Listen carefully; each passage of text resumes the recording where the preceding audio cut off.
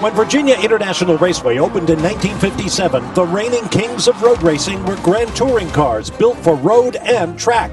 The cars have evolved, and so has the circuit, and today they are reunited for a GT shootout. The TUDOR United SportsCar Series is built around two basic types of race car, the exotic prototypes and the production-based Grand Touring, or GT cars. Normally, they race together with the prototypes as the stars.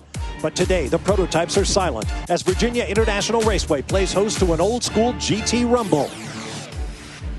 In the GT Le Mans class, Corvette Racing has watched their points lead dwindle as the SRT Racing Vipers mounted a charge with a half-dozen podium finishes, including victory at Indianapolis.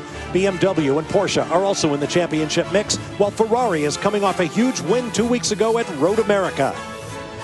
In GT Daytona, another prancing horse, the AIM Autosport Ferrari, leads the way. But Porsche, Audi, and BMW are right on their bumper. 3 races to go. The GT Shootout at VIR starts right now on Fox Sports 1.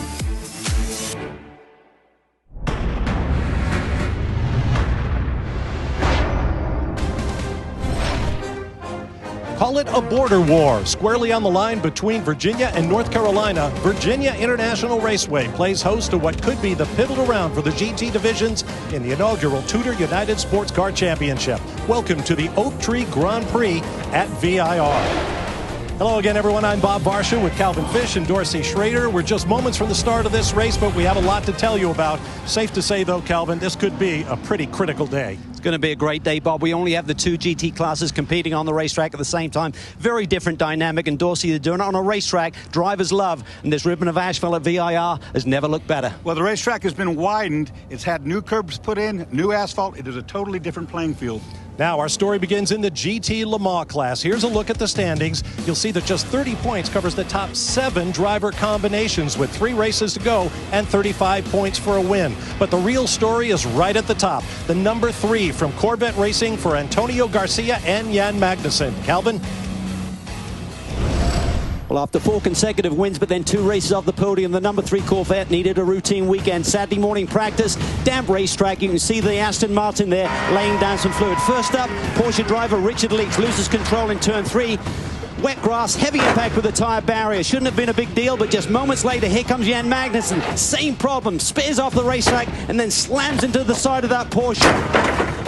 Wow, what a moment. Huge impact between the race cars, and more significantly, both drivers were injured. And what happened next was a remarkable flurry of activity by both the Porsche team and the Corvette team as they set about rebuilding 2 completely destroyed race cars. The Corvette team got theirs done first and actually made qualifying. The Porsche was too badly hurt and needed a tub. It was fixed, and they will both race today. Now with more on the Corvette story, down to Chris Neville. Well, Bob, our GTLM points leader, Jan Magnussen, was treated and released yesterday. However, it was not cleared to race today. And after speaking with Corvette Racing, it's their safety protocol that says a driver who has experienced a concussive event has to sit out the next day. And because of his radio communication and response after the impact, Corvette Racing has determined that this falls under those guidelines. Jan will go through impact concussion testing later this week and expected to be back behind the wheel at COTA in a couple weeks. GM factory driver Jordan Taylor was at the track this weekend, and he will replace Jan Magnussen. And while Magnussen is no longer in position to compete for this championship, Antonio Garcia still very much in it. He's going to need some help from Jordan Taylor today. For more on the Porsche side of the story, Jamie Howe.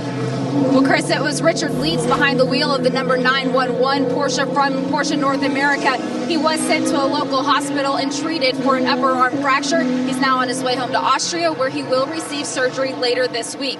The car, however, could not be repaired. Luckily, though, they did have a chassis on site, complete with brand new components. It will race today with the engine and gearbox from the original car.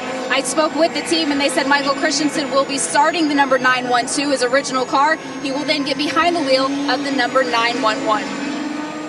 All right, thank you, Jamie. Now let's turn to the GT Daytona class, where it's even tighter in the championship, just 25 points, covering the drivers in the top 7 places. It's a very tight points battle, Bob. And ironically, Tanzan Bell also had an off on that Saturday morning practice session. Big damage, struggling qualifying. He'll start 14th, or the car will on the grid. But this weekend, the big story in GTD is that of our pole sitter. For more on that, let's go back down to Chris Neville. Galvin, it's been a challenging couple weeks for TRG. James Davison put that 007 on pole back at Road America, but in the morning warm-up, he had a massive crash. James Davison turned into the high-speed kink, not realizing that Sylvain Tremblay and the Mazda prototype was to his right. And after both cars came together, they impacted the wall of the outside very heavily and did not start that race. On Wednesday, the team realized that they would need a new tub, and that tub was going to have to be shipped from Aston Martin Racing in England. And after multiple shipping errors, that team finally received the shipment this week, and the team has worked through the clock to try and get that car race ready. Davison finally repaid the crew for all of their effort as he claimed their second pole position of the season. An absolutely amazing story. Congratulations to everyone at the TRG Aston Martin effort. Right now, let's take a closer look at Virginia International Raceway with our Mazda track map. Dorsey? Well, Virginia International is just west of Richmond, Virginia. It's a beautiful racetrack, 3.27 miles in length, some 17 turns, new curbs this weekend, new asphalt. Two very long straightaways here make this an extremely high-speed racetrack. And there you see the field. Behind the Porsche pace car, here's a look at our onboard cameras. And notice upper right, the Ferrari 458 Italia of Pierre Caffer, who became the 9th different driver in as many GTLM races this year to take a pole position. Now, go to foxsports.com/motor for live onboard video streams of the TUDOR United SportsCar Championship from today's race. Go there right now, the computer close by, and enjoy. The Porsche is about to pull off. And it'll be Ferrari and BMW across the front row. Caffer against Andy Prix. Good tight bunch and a very tight first corner after a long acceleration zone. Great start there by Caffer. Farnbacher in the Viper goes with him.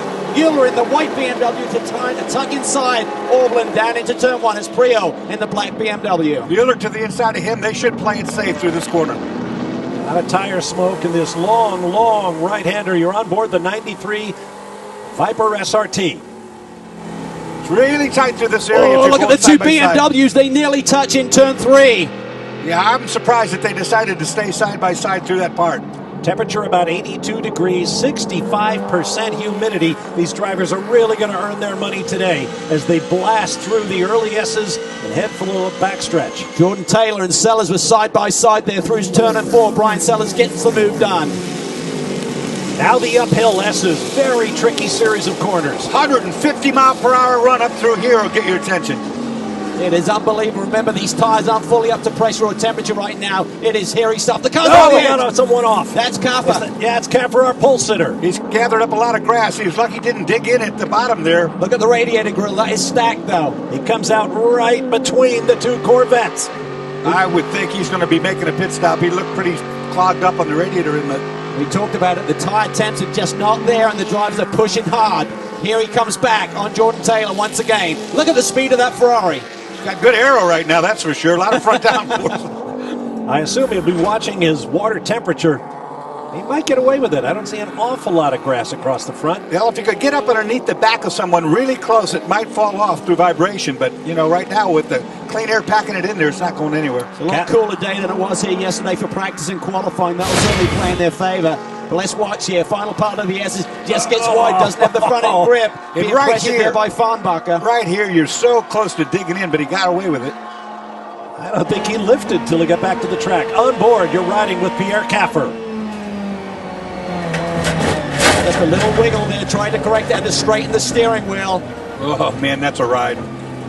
Stayed on the throttle, and a neutral throttle to keep that car up in the air a little bit. His pole was pretty remarkable because his teammate, ex-Formula One driver Giancarlo Fisichella, took the car off in a situation much like that in the morning. They had to replace a number of parts on the car before Caffer got that beautiful red Ferrari back in action. Andy Prio now back up to second spot, so he's had a really good first couple of laps here. He's got the hammer down. Well, you can't afford to give up track position in a race like this with just the two classes running. Oh, we've got a crash back here. You're on board the 911 Porsche. It's Nick Tandy, the rebuilt car, trying to make his way through from the back of the pack here. He's had contact here. Looks like that's the 007, the pole sitter in GTD. And the 23. Al Carter driving the 007. 23 was Mario Farnbacher. We talked about patience. You got to be patient here as you try and carve your way through the field when you come from the back of the pack with that fast GTLM machine. See what happens from the onboard. This is turn 3. He's going through right now. Look up ahead. Oh, the 23 and the 007 get into it, and Tandy is involved there. Tandy went off on his own to Yeah. be defensive to try to stay out of the wreck. Not a lot of damage, I don't think, Dorsey. No, I don't even know if they really hit. Yeah. I think he drove it off to avoid the wreck. Yep. Meanwhile, here comes Mario's brother Dominic Farnbacher in the number 91 Viper SRT. Right front suspension damage on the 23, it appears. Caffer's in. That's overheating. Chris. Well, Bob, real quick stop here for Pierre Caffer. We can see the team on the grass off of that grill. That grill really packed in, so the team watching the temps go up in that Ferrari. Luckily, with this potential caution here, or this, I don't know, it doesn't sound like we're under caution right now, but the team was actually hoping for that so they wouldn't lose too much track position. I was thinking the exact same thing. Where's the yellow flag? It didn't come out. We're almost 5 minutes into this 2-hour, 45-minute timed event. You mentioned Nick Tandy being involved in that incident. The team was just on the radio saying it was just a bit of bad luck, mate. Just put your head down. Everything looks good. Talking about on the telemetry screen. So far, no issues with Nick Tandy's number 911. As the 23 trying to make it home on that long 4,000-foot backstretch. Still a bit of a ways to go for Mario Farnbacher. Meanwhile, Bro Dominic doing well out front. We'll be back to VIR to talk about GTD.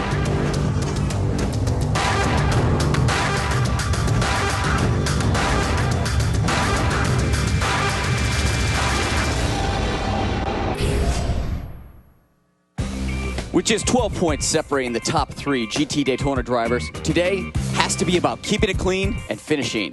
The 555 Ferrari of Townsend Bell and Bill Sweedler have kept the lead since the first race in Daytona, but they stumbled and finished 5th in Road America. Now, it's anyone's game. The challengers, the 22 WeatherTech Porsche with no wins, but 5 top 5s in the last 6 races, and the number 94 Turner BMW, 3 wins in the last 6 races. All 3 are so close, one bad race could end their championship hopes. We've got a great car in the Revo Ferrari, and we're just trying to hang on and see if we can make a run towards the end.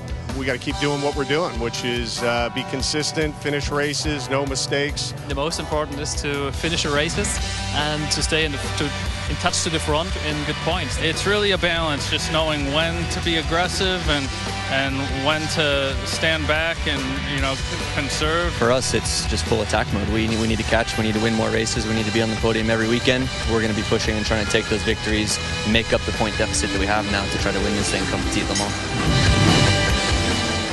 Back to live pictures at Virginia International Raceway. There's Jan Halen and his results over the last 3 races in the number 58 Porsche GT America in the Daytona class. This car's been really strong of late, and I know Jan Halen was very disappointed qualifying 5th here yesterday. He's run many laps around this racetrack, Dorsey. He used to run the VW Cup Series.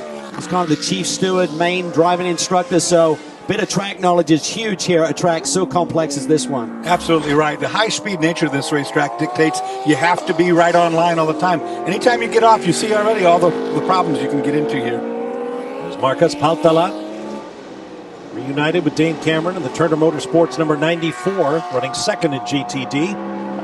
And here comes the 3rd place car. These guys have been quick all weekend. Lee Keane and Cooper McNeil in the WeatherTech car from Alex Jobe Racing.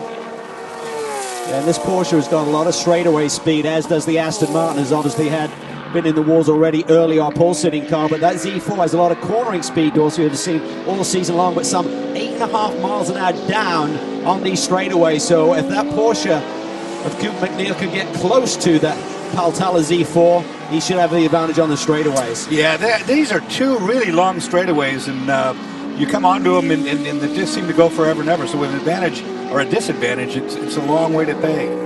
Saw Nelson Canache Jr. go by Cooper McNeil to take over 3rd place in the Flying Lizard Audi R8 LM. This is not a battle in class. This is Nick Tandy still trying to make his way through the GTD field, having started from the back in that rebuilt factory Porsche. There's the sister car coming up behind one of the GTD machines as well. This is a long racetrack at more than 3¼ miles. But boy, there are enough cars out there to make traffic an issue. Here's our TUDOR keys to victory. Well, don't bank on caution here today. Only 2 classes running. It's a wider racetrack. It could stay green. Tire management, repaved track, lots of grip, puts big load on the tires, and use patience. The GTD cars, as you've seen already, as fast as the GTLMs down the straightaway, so those GTLM drivers must not get too frustrated today. Oops. The 33 Viper in the GTD class has gone off, and again, there's that grass across the radiator inlet. That's not just a divot there. That's a full-on mowing. That's a resodding. Ben Keating has a lot of experience at this racetrack, run many Viper Club events. I think he's won 9 races out of the 12 that he's competed here, so he was just licking his chops coming here this weekend with a very strong race car. Got a little loose there. 48 Audi. Bryce Miller. Yeah. I didn't see any contact, though. It looks like it just got loose on the outside. Whoops. Speaking of cutting grass. 35 is off. Spencer Pompelli, who's pulling double duty here today. He's starting the race in this number 35, and then will switch after his pit stop over to the 45, currently driven by Nelson Kanashi Jr. That was out there by Hogpen, the corner they used to call Hogpen. Here's what happened. Got wide, a little too much speed. Wow, it clouts the curb. You betcha. That can't be good for the wheel. Lose a carbon bit off the front there. You saw it go. Looks like the grass has been mowed recently and the clippings were left out there. That might have been the brake duct. I hope it wasn't the brake duct. Bam! Oh, that's a big hit. Surprised it didn't bend the wheel, really.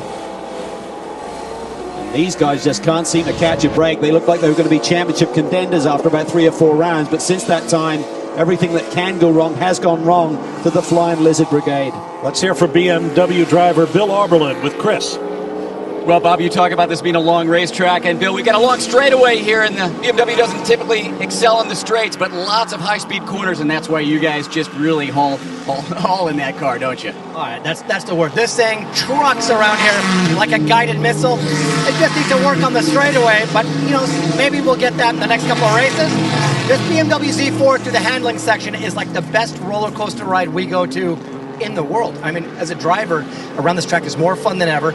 Remember, my teammate has never been to any of these tracks in the United States. So as he's out there now, he's in 2nd place, and he's learning the track. This BMW Z4 has qualified on the pole last year.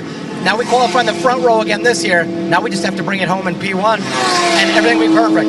We saw that Ricci Ferrari have problems in the early going. Does that change the strategy at all? No, because another red car jumped in there. The Viper, we knew, he's so quick, so much power down the straight. He just floored it, drove by us. Now we just have to be strong, make no mistakes, and let this team RLL do what they do on the pit. Let those Michelin tires last forever, and hopefully we win it. Yeah, and Bill Auberlen and Andy Prio still looking for their first victory of the year. Yeah, BMW is still winless right now. All of the other manufacturers in GTLM have a win in the win column, but they're looking for their first many podiums, but they want to go one better, of course.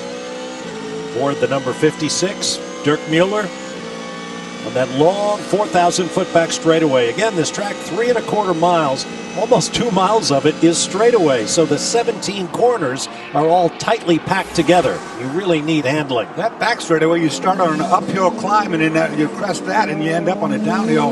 We're looking at the 007 Aston that has a report of some smoke. Something on the left, in front of left rear that's flopping around. I didn't see what it was. There's a lot of body roll in the car. Yeah, there sure is. That could, if it's body roll, it could be tire rub, too. If they've softened it up. Hey, there's a lot of compliancy there.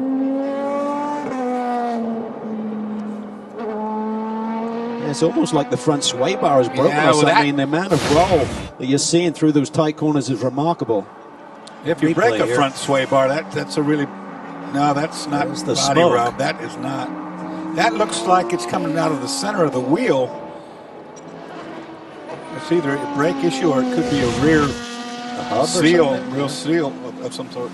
The saga of getting this car built is absolutely mind-boggling, in part because the new tub that came from Aston Martin in England got shipped basically all over the East Coast, and every time the team went to the airport to pick up the car when they thought it was going to be there, it wasn't.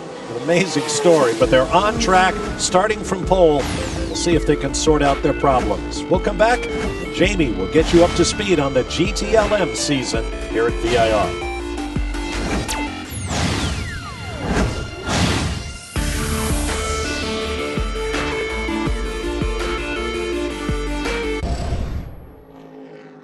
We've seen how tight the points are in GT Le Mans, but what does it mean today with just 3 races left to decide the championship?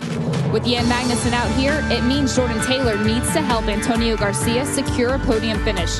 3 races ago, Corvette had a 19-point lead. Now it's down to just 8, and after a 6th place finish last race out, they can't afford to lose any more points to the SRT Viper, which has steadily improved all season. The number 93 will be the car to watch today. They need to find a way to stay in front of the number 3 Corvette. But don't forget the late season spoilers. The number 62 Risi Competizione Ferrari. They've had a pole and a 2nd place finish at Indy and a win at Road America. And did I mention they won this race last year in the ALMS? Very close up the front. So last couple of races have been tough for us, but I think we're getting back in where we can fight for the wins. Basically, that's the key thing. If you can win, you definitely need to win. But if you can, I mean, you have to score as many points as possible. Anything could happen in the next 3 races, but it's very, very vital that we have a really strong qualifying position and just a really strong race. We're down to the wire with the championship. Only 3 more races. We're right there in 2nd place, so we really have to just focus on the car that's in front of us. And there is the leader in class and the overall, Dominic Farnbacher. The Dodge Viper SRT. He's trailed by the BMW of Andy Prix, who, as you can see, is under fire from Farnbacher's teammate Kuno Whitmer in the number 93 Viper SRT. Then the second of the RLL factory BMWs in the hands of Dirk Mueller. And then the first Porsche, the privately entered Falcon-sponsored car driven by Brian Sellers. I'll tell you what, Kuno Whitmer's on his own race against time here today. We're hearing rumors in the paddock this morning. His wife's been expecting. She's overdue. And he got a phone call saying she might be about to go into labor, so they actually nominated a different driver lineup just in case to cover all their base in case he suddenly had to jump on an airplane. But right now he just wants to get this stint over with and jump out, Dorsey, and head home. And they hate it when you say, hold it, baby, hold it. They don't like that. Oh, boy.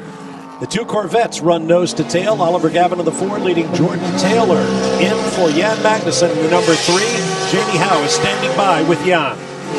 Covered the fact that Jan had to take himself out of championship contention in order to look after his health. Jan, first off, how are you feeling today? I feel fine today.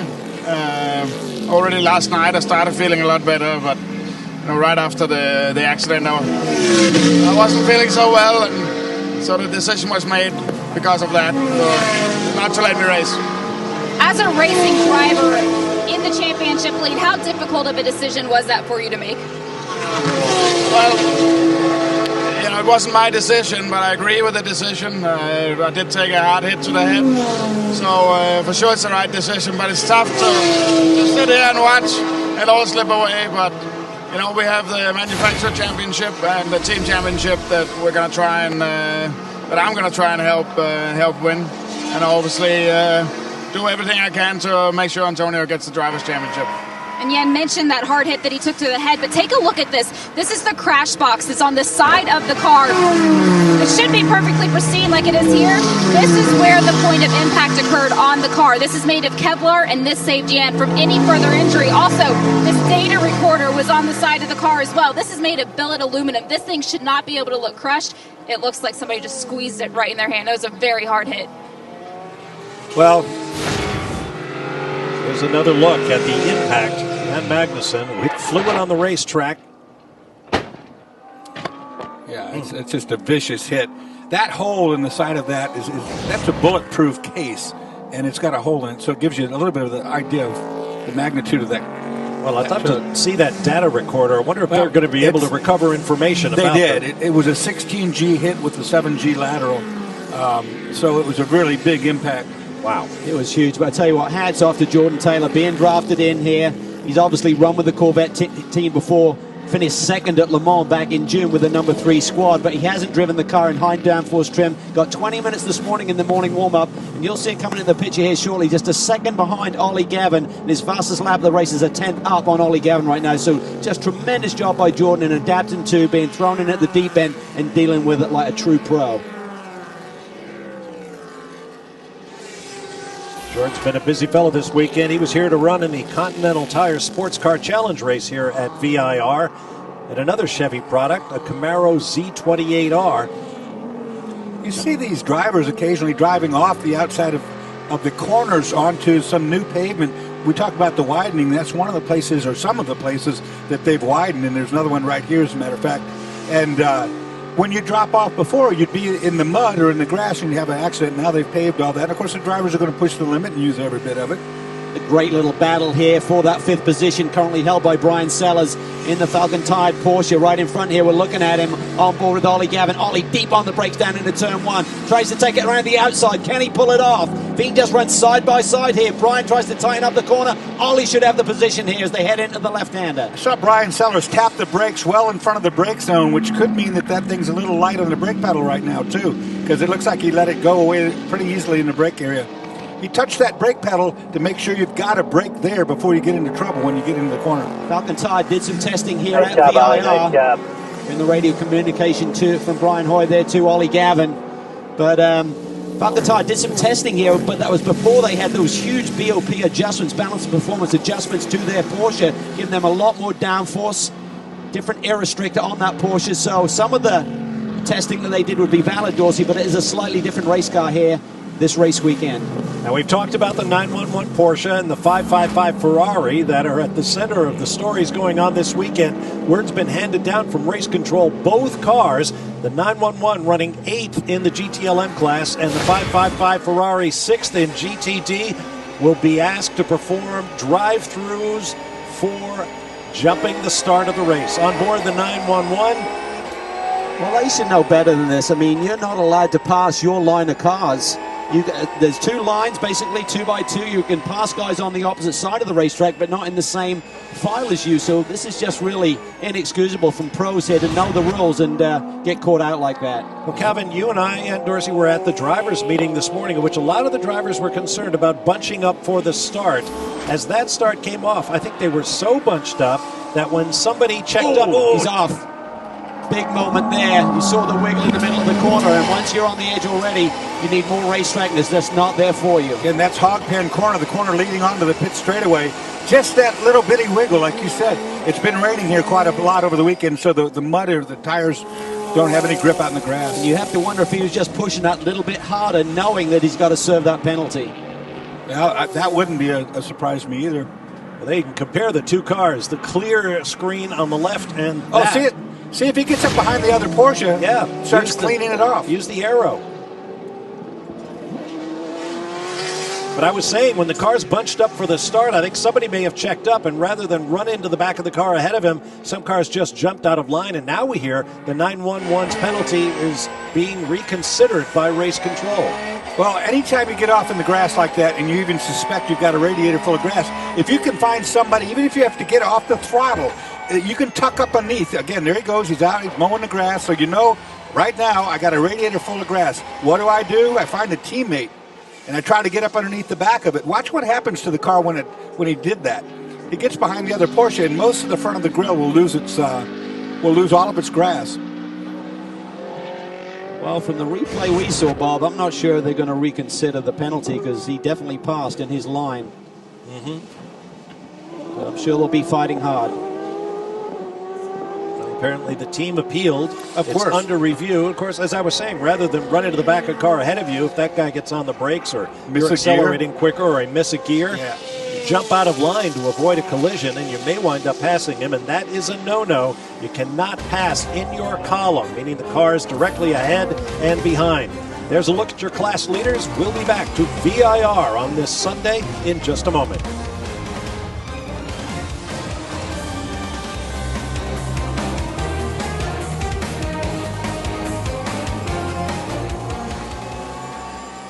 To the untrained eye, the GTLM car and the GTD car look quite a lot alike. there are a lot of subtle differences. On the GTD car, for instance, there are air louver extractors that let the air come out from the nose, creating less lift. GTLM doesn't have that option. More of a change when you come back here to the back. If you look at the GTD wing, it's a lot smaller, creating less downforce, whereas GTLM car has quite a bit more sophisticated wing, and that's going to balance that back end quite a bit more. Now, when you go to the engine compartment on this GTD car, the engine components are more like a stock car. Stock airbox, stock intake manifold. You look at the GTLM car, completely custom carbon fiber airbox, and of course the sonic restrictors at the front. That makes a lot of difference in horsepower and where they get the speed on the racetrack. They look alike, a lot of difference here. Thanks very much, Dorsey. That was very cool. They see the 555 Ferrari, leaders in the GT Daytona Championship. Their jumping the start penalty is also being reviewed, we understand. Meanwhile, the 911 Porsche has come to the pit lane to serve that drive-through penalty. And I tell you what, Bill Sweedler's having a heck of a run here. Remember, the car qualified in the 14th spot by Townsend Bell. Bill Sweedler is now up to the 4th position. So on that replay we saw, it did look like the 555 and the 911 did pass. I think it was the 73 car before the stripe, which you are not allowed to do. So I'm sure that AIM Autosport are trying to fight that penalty as well, and we're waiting for the decision to be made. What the stewards will do, they'll give the team the option of appealing. They'll look at it once again and then make a decision from there. Bob, I kind of agree with you that was such a stacked up start and such a late start, which they can do. I mean, the pole sitter gets that option. I think it caught guys in the middle off a little bit. You know, they didn't leave itself enough room and they got caught off. You kind of agree with me? Well, I kind of. Okay, I'll go with it. Okay, great. Aboard the number 56, GT Le Mans BMW Z4. What a battle Dirk Mueller had at Road America. Finished second on the road that day, but he was in a fierce battle with this 93 car in the last hour of that race. Great bumper cam shot here. See the acceleration that the Viper has over the BMW, but watching the corner now. These cars were so close in qualifying. Cafa had almost 0.3 of a second over the whole field in qualifying, but the next 5 cars were covered by 0.06 of a second. Just amazing stuff. See Prix up ahead, slicing his way through traffic again, as Bill Auckland said, doing a great job on another track that he does not know.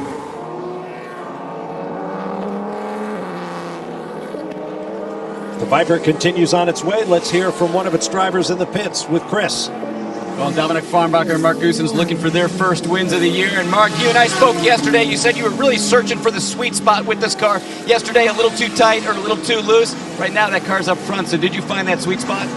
Yeah, I think we improved that Viper GTSR quite a bit for qualifying already. And Dominic's reporting the car's pretty neutral right now. So he seems to be pretty comfortable up front there. So hopefully we can stay clean and stay out of trouble in traffic there. Yeah, those BMWs have been fast all weekend long right now, trailing you guys. What have you seen of those BMWs in this fast section of the racetrack? Well, like you say, they've been very fast all weekend long, so you know, we'll have to wait and see what we got for them. You know, we'll have to see how the different teams do with tire wear as well. It's still a long way to go, though. Yeah, Calvin, I know you're always interested in fuel. I talked to Bill Riley right before the race, and he said they are going to try and do this thing on 2 stops. He said it is very, very close to try and get it done on 2. Yeah, I think all of the manufacturers in this GTLM battle are about the same mark, Chris. I'm hearing somewhere between 55 and 57 minutes, but you got those pace laps as well, so that eats fuel. So it is really tight to squeak a 2-hour, 45-minute race on 2 stops with that sort of fuel mileage.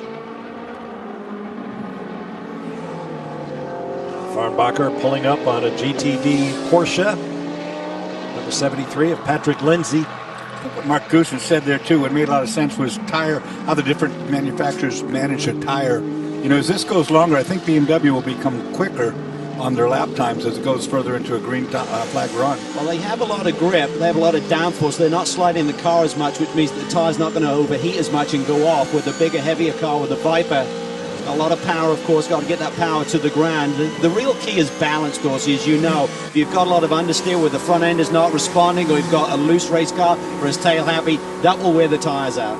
I will want to remind you, there are live in-car cameras, live timing and scoring, live pit notes and more available to you at IMSA Live Twitter feed or IMSA.com. It's the Race Central second screen experience. Check it out. The rear end of the Viper, driven by Kuno Wittmer. Saw Dirk Mueller there kicking up a little dust with those S's at about 150 miles an hour. That'll get your attention. Yeah, drop the wheels off at 150. Yeah, that'll do it. There you are, right on board. Listen to the engine notes, the differences between the BMW and this car. The Viper, these Vipers have sonic restrictors in the front of them, which we showed in that piece. And at about 4,800 revs, which is relatively low RPM, they go supersonic. They quit sucking air in. Essentially, you can rev it higher, but it makes no power. So that's where they're shifting. They're very, very low shift. Compared to the BMW, smaller engine displacement is revving much, much higher. It's fun to stand by the racetrack and shut your eyes and listen to the cars go by and try to pick out what type of car and engine combination is flashing past. Welcome back live to Virginia International Raceway and the Oak Tree Grand Prix. I'm Bob Varsha, along with Calvin Fish, Dorsey Schrader, Jamie Howe, and Chris Neville are in the pit lane. We apologize for that technical difficulty that knocked us off the air briefly, but we are back. I'm sorry, but when they put the button there that says don't push it. Oh, dear. Was it you? Yeah, see. Sorry. Running order across the top of your screen in the GTLM class. Dominic Farnbacher continues to lead in the number 91 red and white Dodge Viper SRT. Now look at the side of that black BMW. You see a number in red. That is a leader light. That indicates to the fans the position of that car in class. Red means it's a GTLM car. Blue means it's a GT Daytona car. An easy way to keep track of the race from trackside. This front battle is pretty tight. The top four cars, Dominic Farnbacher's look pretty comfortable out front. He's got about a 3-second lead over Andy Prix, which is now down to just over 2 after that last lap. So that lead has been cut down, and Mueller's only 4 seconds behind the leader too. So top four separated by 4 seconds right now. It's number 48, GTD Audi, going slowly. I think it might have had a low tire there. Yeah. Now, moments ago, here was the 91 Viper, the 93, approaching the S's. Watch this. Yeah, 3 of the 4 wheels off the ground. How cool is that? You know, you use a little curb, get that arrow taken away from you by the BMW, and yeehaw! That is gnarly. Let's get more on the 93 with Jamie Howe. I was actually going to give you more on that slow-moving number 48 from Paul Miller Racing that we saw. They were slow because they were just on pit road. Bryce Miller had been radioing to the crew for the last several laps saying he had a car that was not happy. It was even to the point where he asked the crew to please stay off of the radio because he felt like the car was going to fall apart at any moment. They did bring it in. They did full service fuel for new Continental tires. They did not see anything obvious, so they sent Bryce back out for a couple exploratory laps. My apologies, Jamie, and you saw Bryce Miller weaving back and forth, trying to get a feel for what might be wrong with the car.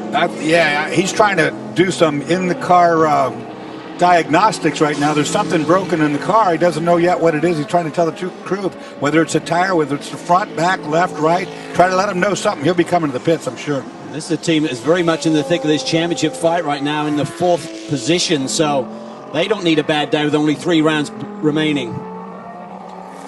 Our GTD leader is in, the number 58, Jamie. And this is a scheduled stop, though it is early. This was the team's plan all along. They're actually going to do 2 driver changes today. So Jan Halen now out of the car after starting it. Madison Snow will get in. He'll do his full 60 minutes requirement for points. And then when we do the last pit stop, we will see Jan Halen get back behind the wheel of the car. And talking to the team, one thing that they have been concerned about is tire wear. But they so far say everything today is going smoothly. These cooler temperatures are starting to help me. Quick pit stop. That was a mega steep stint by Jan Halen. He pulled 17-second lead on Marcus Paltala before he made that pit stop. And I spoke to Ian Willers of AIM Autosport this morning about the strategy that he could see from how they designated their drivers with Jan Halen starting. They were going to do that double pit stop. He said that could be the way to go. He said you need a green flag race for that to really work out. And so far, it has been green for that team. Yep, we're almost 45 minutes into this 2-hour, 45-minute race, and we have been green all the way. Well, Calvin, you said that the story of the race. You know what?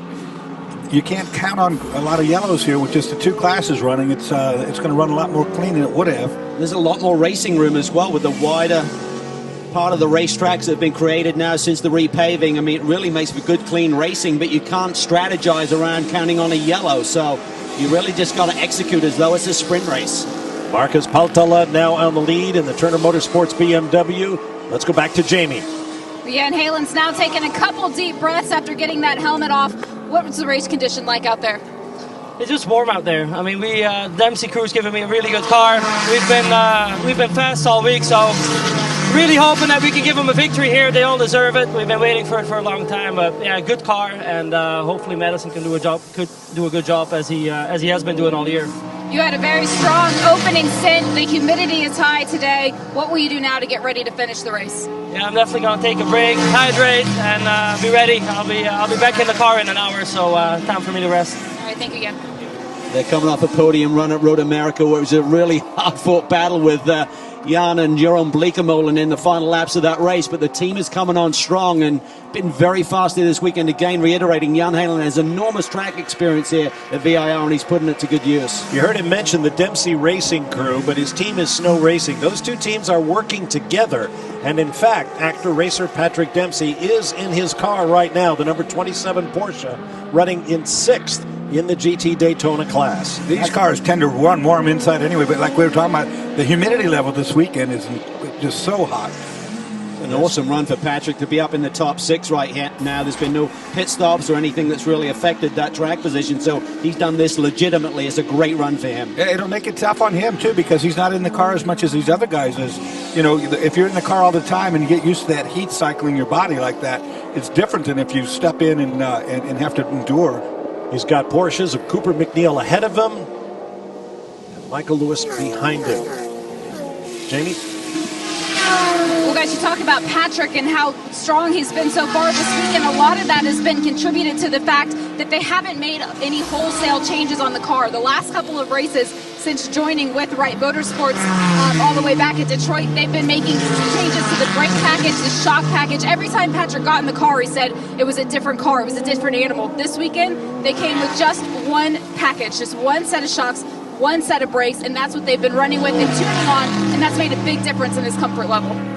Let me correct myself. It's the 23 of Mario Farnbacher, that Porsche that suffered the broken front suspension, spent time behind the wall. They are back, but they are running 9 laps down to the class leader. Another break coming up, but first this Fox Sports Live News Update with Alan Massingale from our studios in Los Angeles.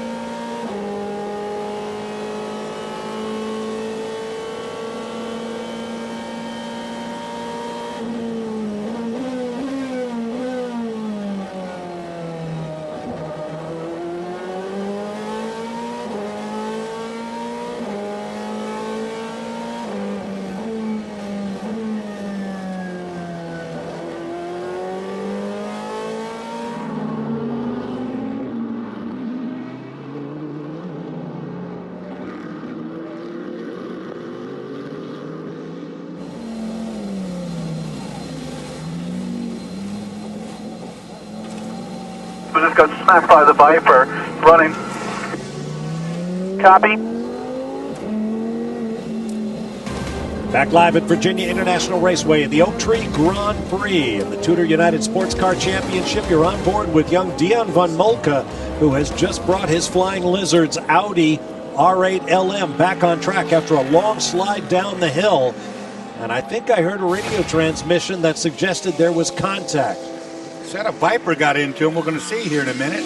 The 93 car coming up, running in the third spot. He just tries to go through the hole that Andy Prix has created, locks up there and tags Dion there right at the apex. Nowhere that Dion can go. He can't run around the outside of that corner at that sort of speed. And if it looks spectacular from this perspective, now try this one. See the speed that he's carrying here. Watch to the left.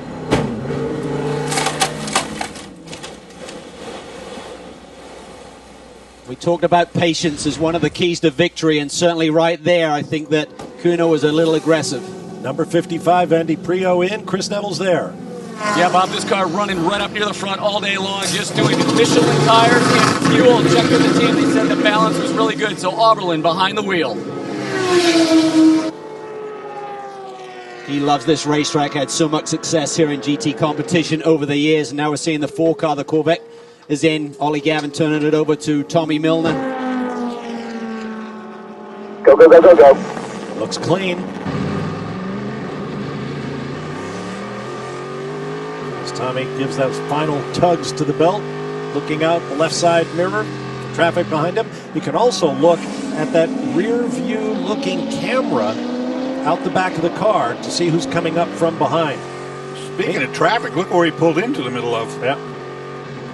Race control is reviewing that incident between the Viper and the Audi. Well, 2 things to look into here in terms of how soon they pitted here. 50 minutes in, they're making their first pit stop, which means they can either go 57 minutes to get to the finish on the next 2 runs, or they're going to have a fuel problem. Because there's an hour and 54 on the board, and you times 50 by 2, you're not going to get there by a long way. So we'll have to see how it plays out. There you see look at the rubber out in the racetrack. Right, the tire marbles, those little bits of rubber that scrape off the tires, starting to build up. To Chris. Yeah, we can see the 93 coming in. I think you guys were talking about some possible damage to this car, trying to look over maybe the right front here. Yeah, a little bit of damage on that right front. You can see the dive planes still intact. So this team going to do 4 tires of fuel. Checking with the team or listening to the team earlier, sounded like they possibly had a little bit of a fuel pump problem on this car, but it does have a secondary pump, so didn't really slow them down out there. The BMW behind them. The BMW down in a way a little bit earlier, but still the Viper out. Yeah, and I'd suggest that these guys can go like 57 minutes. So I think what they're doing is taking their first opportunity to get that pit stop done. There's no different to back timing the last stop to the checkered flag. You want to come in case there's a yellow, otherwise you're going to be stacked up and lose that advantage. John Edwards in. We assume he'll do a double stint here to the finish. And these are all cars in the top 5 in the championship that we're talking about. Meanwhile, the 912 is in. Jamie. Yes, 912 just did their driver change, so Patrick Moore is now behind the wheel of the car. Here at Fire Up behind me, that means that they're already out and underway. Michael Christensen will now get ready to finish the race behind the wheel of the number 911. We also expect to see the number 3 in soon. Number 3 currently running second in the race. First in points, remember, coming in. While the 2 Vipers run second and third in the championship, and then the 2 BMWs. Here's our overall leader, Dominic Farnbacher, in the 91. Been a great stint by Dominic. Wait and see if the Goose gets in. And we can see Mark Goossens getting in, Dominic Farnbacher out. This car very clean compared to its sister car, and the team stretching it 1 lap longer. Just checked in with Bill Riley before the car came in. He said the balance of this car right now, the driver's not saying anything. Not too tight, not too loose. Very happy with that, hoping to stay out front. I think the key is the last lap time was a 1:45.2. So a best time was 44.0, so they've been running really good lap times there, Chris. Slap on the back all around for a well-concluded pit stop. Meanwhile, we've got a change over at the 3. Jamie? There's a slap on the back to Jordan Taylor as he got out of the car as well. Job well done. He had not been in this car since the 24 Hours of Le Mans in June. He did a fabulous job bringing it home. Now getting behind the wheel is Antonio Garcia. This team, they've earned a well run today. They've been hard at it. Good pit stop. Let's look out the back of the car. That's what the driver sees from his onboard dash camera looking out the back. The 911 is in. That driver's suit is entirely too clean to be in the middle of a race. Well, he's been through the dust a couple of times here today, so it hasn't been the smoothest run here for Nick Tandy. To Jamie. And Nick Tandy will stay behind the wheel of the car. As I mentioned, Michael Christensen just got out of that number 912. He did stall it once it dropped off of the jacks. Other than that, that was a clean stop. Dorsey, there is a lot of white on these Porsches. Yeah. Boy, what a weekend they've had with this 911 model of the Porsche 911 RSR. You're watching the Oak Tree Grand Prix at VIR here on Fox Sports 1. I'm Bob Varsha with Calvin Fish, Dorsey Schrader, Chris Neville, and Jamie Howe. Hour and 15 minutes to go in this race for the GT classes of the TUDOR United SportsCar Championship, both the GT Le Mans machinery and the GT Daytona class. Don't forget, you can go to foxsports.com/motor for live onboard video streams of this TUDOR United SportsCar Championship race. Check it out, foxsports.com/motor. It's the TUDOR onboard pass. 007 is in. This is the car that went through that tremendous rebuild after a massive accident 2 weeks ago at Road America. In fact, it's an all-new car. Yeah, just huge effort by the TRG group to get this car back together, get it to VIR. Only arrived here on Friday morning and didn't make the first practice session. So for James Davison, who's now behind the wheel, the young Aussie who's been sensational this year, what a job he did to put that car on the pole position, and what a great effort by the whole TRG organization. They've also got 6 cars running out in Sonoma this weekend in a different series and 2 cars here this weekend, so unbelievable stuff. Congratulations to Weston Farmer, the team manager, and his crew. Back to Chris. Well, Bob, Dominic Farmer got leading most of the first hour of this race. And Dominic, I was listening to a lot of your competition out there. A lot of drivers saying the track feels different today than it did yesterday. Did it feel that way for you? Yeah, it felt really good actually for me. Right away I could go to the lead in the first lap, and from that point on I was able to manage the first position. I saw you get a big high five from Bill Riley there, so obviously the team very happy with your pace. Yeah, I mean, I'm also happy with the team because they gave me an outstanding car. The car is just very neutral, just perfect to drive. Great opening stint. There's the 91. Mark Goossens now at the wheel, running second in class behind the pole-sitting Ferrari F458 Italia in the hands of Pierre Caffer. Well, we're here in the 93 car is going to finally, after the review of the incident, have a drive-through penalty for contact. We saw that earlier with Tian van Molke getting put off into the grass in his Audi. On board here with the pole-sitting car, now we're looking at him, Pierre Caffer behind the wheel. Now remember, he came in to have that radiator grill cleared out on lap 2, so that's why he's now got the lead of this motor race. But he's going to need to hit pit lane now, and still he's fighting back. These guys really need a yellow to help them out after he's made his pit stop. Not right now, but after he's made the pit stop. Watch this. You want to talk about speed? Take her right through the S's.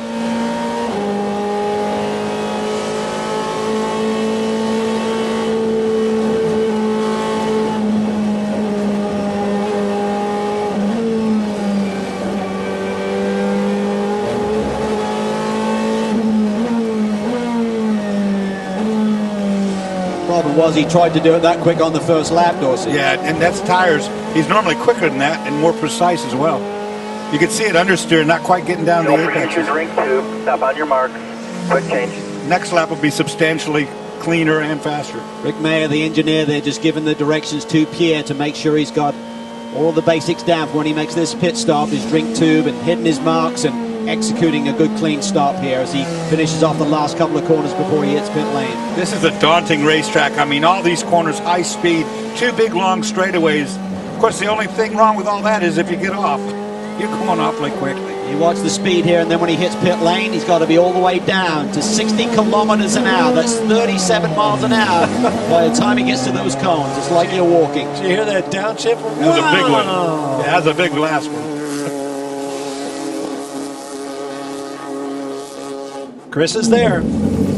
And Giancarlo Fisichella going to get behind the wheel. And Pierre Capper, one of the more vocal GTLM drivers out there about the track. And I talked to Rick Mayer, the engineer of this team, and he said he thinks it's because of all the various series out here this weekend. So lots of different rubber on the racetrack, because Capper was telling him the car just doesn't feel anything like it did yesterday. I just talked to Rick Mayer if they're going to make some changes. He said, we're just thinking a lot of that rubber is hopefully going to get worn off the racetrack in the second half of this race. That's a really good point. We started this race at 4 p.m. local time after about 3 or 4 races already being run.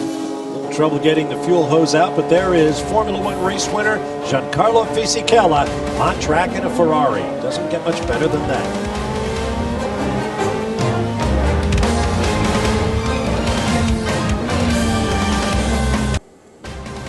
Welcome back live to Virginia International Raceway in the Oak Tree Grand Prix and the TUDOR United SportsCar Championship.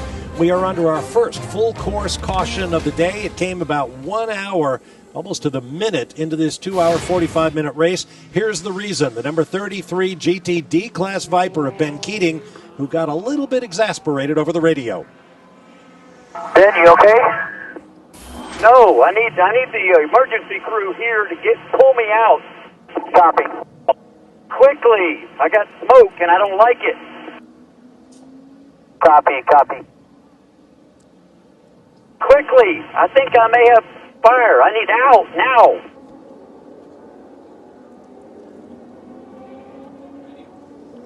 Well, I think the reason that there's added urgency from Ben Keating, if you relate back to the second round of this championship at Sebring, that number 33 car early in the race had this happen to it, Dorsey.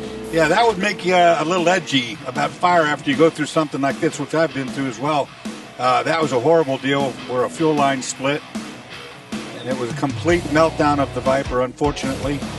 It was a tremendous blaze. Keating himself, his fire suit was actually ablaze at one point. Yeah, his shoes were on fire just then he was standing in the fuel. Ben said, I don't like it. No, I don't like it either. I agree with him. Well, since then, he's been into the pits, back out, lost a couple of laps. Chris Neville? Bob just checked in with the team, and they said that it sounded like he possibly got into some fluid, went off the racetrack there. And the reason he was saying he would need to be pulled back, because it sounded like he possibly had some tires up against the driver's side door, so he couldn't open that up. That's why he was wanting to get pulled back, and obviously saw some smoke there. Pretty scared still from Sebring. But when he brought the car to pit lane, I checked it out, and that Viper, surprisingly in very good shape. Just some damage to the dive planes on the left front corner. It's also got an awful lot of that grass up on the radiator screens that we've seen so many times today. Yeah, no real bodywork damage, so it's just a light bump. You just get off on this wet grass, particularly when it's downhill, Dorsey. You're not going anywhere. Yeah, with the high speed this track represents, you get off, you're probably going to have, that's probably the minimum you're going to end up getting. Let's take a moment and review our Honda news and notes on the series. Oak Racing from France, bringing a Honda-powered Ligier to debut at the next round of the championship 4 weeks from now at the Circuit of the Americas in Austin, Texas. You won't want to miss that. Corvette planning new bodywork for its Daytona prototypes for 2015. And Riley, makers of so many championship and race-winning cars, is planning a new LMP2 class machine to race in the prototype division and perhaps go to Le Mans for 2017 and going forward. And of course, we'll have the prototypes. All 4 classes will be competing together in the final 2 rounds of this championship at COTA, and of course, Petit Le Mans, the final round of the season. 2 big stellar events for sports car races in this country. And I love this, the Porsche rear wing coming up and down. The driver's not doing that, by the way. That's manipulated by the speed of the car. Couple of things there to point out. We talked about after Fisichella got behind the wheel of the 62 car, they needed a yellow after their pit stop. Well, they got it in perfect timing, so they are back in the game. They're running in the 7th position. They're now back with the pack of cars, so they're not fighting that big time deficit they were looking at for this race. And also the 93 car continues to run in the 2nd spot, but we believe they still have to serve that penalty, Dorsey, for the contact with Dejan van Malka. And sports car fans, here's some news about those final 2 races of the year at Circuit of the Americas and the Petit Le Mans at Road Atlanta. Not only will you see them live on Fox Sports 1, you will also see highlighted or condensed versions of those races in a 2-hour format the following days, each Sunday after the race on Fox. Trouble here Fox under the Sports pace 2. car. Check your local listings. Under yellow, this has happened. The 18 has had contact with something. Let me be clear about that air schedule for Circuit of the Americas and Road Atlanta. The races will air live on Fox Sports 2, and the encore presentation on Fox, Big Fox, your local Fox affiliate, will be on Sunday. So check your local listings for that, because they may vary here and there around the country.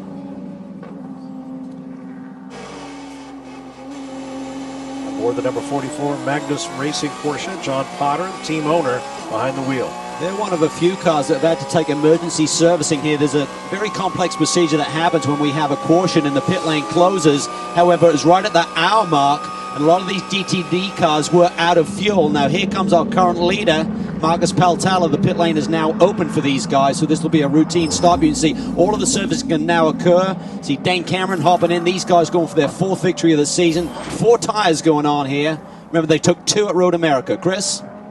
Yeah, and Dane Cameron just 12 points back in this driver championship. And talking to him right before the race, he said, right now, 3 races to go. We are in championship mode. We've got to think about where everybody else is and make sure we make the right decisions out there. Just checked in with Will Turner. He said the balance of this car, very good. Very happy with it. Just waiting for fuel to finish up 4 Continental tires on this BMW. And the balance wasn't great in qualifying yesterday. Dane said the car was a little bit loose on him. Still qualified in the 3rd spot. Go. Gets the go-ahead from the crew, but made some adjustments in the morning warm-up. He said it was much better. There are the 2 lizards. To Jamie. And the 22 also in from Alex Jobe Racing. Cooper McNeil now out of the car. His co-driver Lee Keene is behind the wheel of the car. We talk about championship. These guys are only 3 points behind the number 555 from AIM Autosport. And that's at the top of their mind today. As Lee gets in the car, he's been told by Alex Jobe, team owner, that he has to be less aggressive around this racetrack. They have been damaging some wheels and the front splitter by going over the curbs throughout the weekend. And that's something that he cannot do today. They need to bring this car home. It's a clean stop. Away they go, and there goes the championship leading 555 Ferrari. Bill Sweetler Townsend Bell has stepped in after a driver change, shown 5th in class as they come off pit road. We'll take a break and return live to VIR for more of the TUDOR United SportsCar Championship.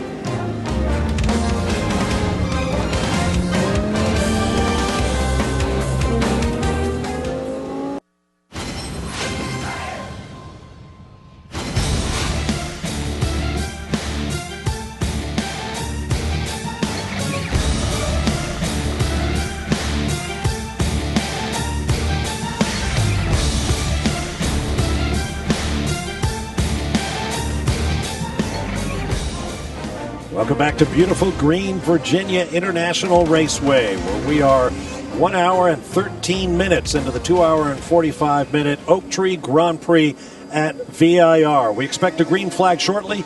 Earlier we talked about the savage crash that Jan Magnussen suffered in practice in his number 3 Corvette C7R.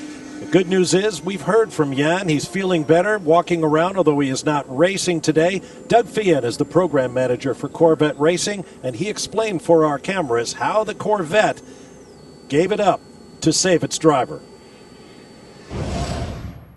You know, race fans come to the racetrack and they watch the drivers and crew in action. They watch the choreography, the footwork, all the concentration that we spend in pit lane, executing perfect pit stops, leading to victory. What they don't see is what takes place behind the scenes when we have a catastrophic occurrence like we did yesterday at Virginia International Raceway. We took a race car that was virtually totaled in a terrific crash here during practice session. We started having to replace a myriad of parts. You can see as we move around the car, all the body work that was entailed. But I think most important, the thing that allowed Jan to walk away was our GM-designed crash box.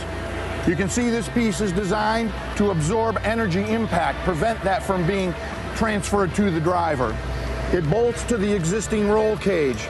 It's filled with an expanded aluminum honeycomb material, carbon fiber wrapped in Kevlar, literally bulletproof. It's pieces like this that allow our drivers to walk away from incidents like we saw yesterday. Our crew performs, our driver performs, and Chevrolet safety takes care of the rest. Now we're on board the number 3, currently in the hands of Antonio Garcia, who remains the championship leader as this race unfolds. The Porsche pace car is off.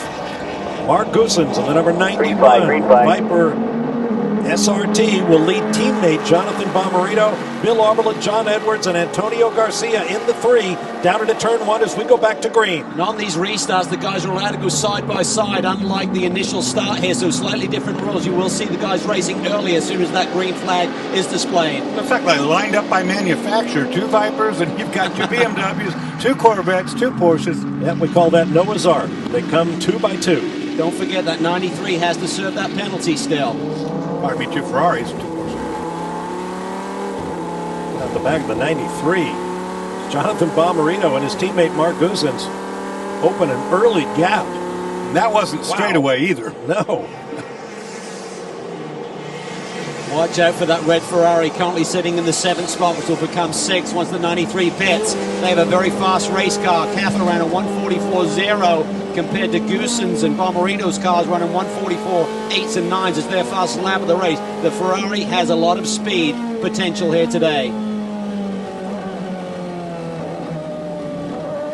Around the oak tree corner, named for the beautiful, ancient, and elegant oak tree that spread its limbs over that particular part of the racetrack, but it became diseased and it was cut away in the last year or so. But the corner still bears its name. Look at this, teammates going at it. Oh, that was no room for error there. Left-hander coming up. Nick Tandy trying to make a move on Patrick Long, but Patrick is coming back at him. 3 Porsches running line astern. Great stuff. Wow. That'll go on for a lap or 2, then the radio will be coming on, and a lot of complaining, I'm sure. Yep. Well, these guys needed to break too. These Porsches were not in good track position. There you go. Didn't take that long, did it? Tell him to back off. Well, Patterson, let me get into a rhythm. I have pace. Look at this. The 662 has caught up with the 2 Corvettes. It's Milner right in front of him.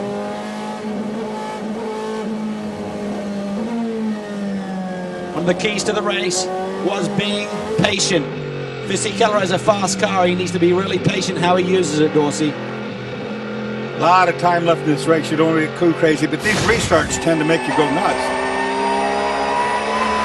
Now, this was before the side-by-side between the team cars from Porsche.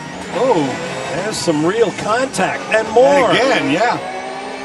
This is awesome. I mean, you don't want to be passed by anyway, Dorsey, but you do not want to be passed by your teammate. Well, as the saying goes for the Ian Fleming novels, the first time it's a coincidence, the second time it's enemy action. Jamie? Well, the part of the radio transmission that we did not hear on the air there was Patrick Long on the radio with his team saying, I'm telling you right now, this is going to end in tears. Then he went into how he was saying that he needs to back off. He said he's faster than the cars in front of him, but Patrick Long not happy on track. The only defense to that is to go around the guy in front of you so you don't have to deal with it. But that's easier said than done, obviously. But I knew there'd be complaining pretty quickly because when you're roughing a teammate up, it's not good. Vipers remain 1 and 2. Chris? Yeah, we see those BMWs trying to reel those Vipers back in. And talking with that Viper team, they said that was something that they thought was a weakness early in this season. Takeoff speed and out laps. And that's something that they worked at a test prior to the Watkins Glen 6 hour, trying to make sure these drivers felt confident and comfortable on restarts and on out laps on new tires, that they were comfortable really pushing those Vipers hard. Obviously working today. The field's starting to catch up to the Vipers after their early gap. Giancarlo Fisichella looking for a way by Tommy Milner. He's got more pace in these Corvettes, Dorsey, but it's trying to use it. You can't run over the top of these drivers. You've got to find a gap. And they're not going to leave you any room either. It's a ribbon of a racetrack through here. It's pretty much one line at similar speeds here up through the S's. So you really need that traffic factor that you typically have when you have 4 classes running together, but only 2 today. That really makes it a clear... so it's off and on for the Viper. That is the 93. Oh, man, and he has really plowed up the South 40. Bomarito, remember the championship. The car just flew in the air. I hit that curb and it just flew in there. I'm going to have to pit. A lot of grass. Well, we showed it earlier that he had bumped a curb and lifted the front wheels off the ground. Yeah. I think that's also directly as a result of being underneath the back of another car. Yeah. He's not getting any aero downforce on the nose. That's correct. That was his teammate, of course, earlier in the race. We saw that shot, Dorsey. But remember, these guys are second in the championship hunt. Let's have a look here. He's not really tight to the lead car. No, he's not really that tight at all. They both take the bump. Yeah, it stood up big. It stood up on a wheelie. Holy mackerel. Well, that's almost blowover time, like we saw Boat do the other day. I mean, it's that's a trouble problem that they have. A trouble problem? That's a dirt shower. BMW slide through to take the second and third positions right now. Oberlin and Edwards right behind him. Once you lift the nose to a certain degree, the flat bottom takes off like a wing. Boy, oh boy. That's a ride. Yeah, that's a big ride. That was almost a much bigger ride. Believe me. There's probably a few tenths that feels like seconds. Here's the number 4 Corvette off down in Halfpen. And fluid? Front problem. Flat left front. Left front. Maybe more than just a flat. Yeah, it could be that's more a than lot flat. of smoke. Yeah, there's damage. Oh, Broken suspension splitter. Okay, there's the 4. Here comes the 912 Porsche. And Oh, boink. yeah. Oh, yeah. Patrick. Hit him right rear to left front. Yeah, Patrick clipped him there. Did he get to the tire wall? We'll see in a moment. Fissy Keller had made some moves on that lap also. Boy, it took a nasty hop, the Corvette did. It almost tripped that car up. Boy, oh boy.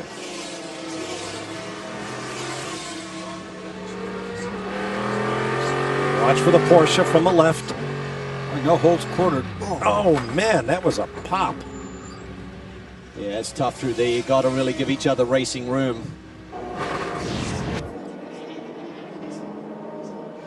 That's what I figured. That's what I was talking about. That one's really shredding the back up. Patrick's kind of lost composure here and is driving way too fast. He's destroying the Porsche now. One and only American factory driver. He was, Porsche. He got his feathers ruffled a few minutes back when his teammate was beating up on him, and now he's just kind of not thinking it clear through. Looks like New Continentals aren't going to do it for the number 4 Corvette. They're going to go under the front left. Michelin tires on the Corvette. I'm sorry, Michelin's, of course. Not totally sure, even without all that drama with the tire being flat, he's not going to get a penalty either on top of it. When they threw the wheel on, I was like, there was suspension damage for sure, so it must be a broken AM or something there on the...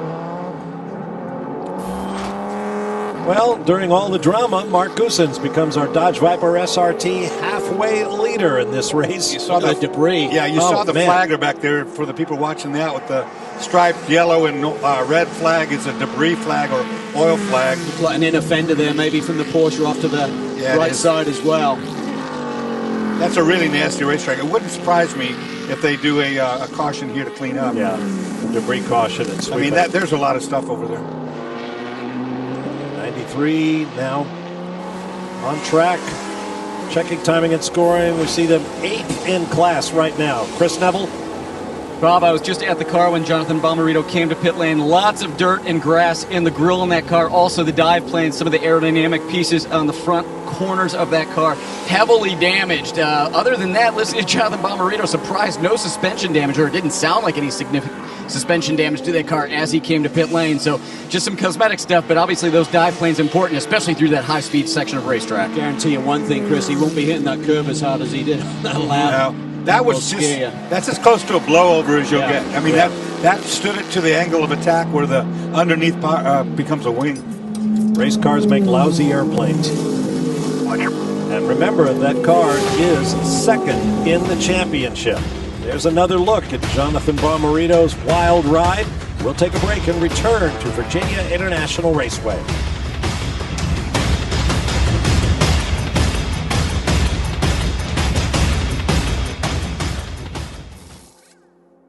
Back at Virginia International Raceway, we've got a great battle for the lead of the GT Daytona class. Madison Snow in a Porsche, Dane Cameron in the bright yellow BMW, then championship leader Townsend Bell in his Ferrari. The Aston Martin is a lap down, currently running course yellow, 2 cars further back.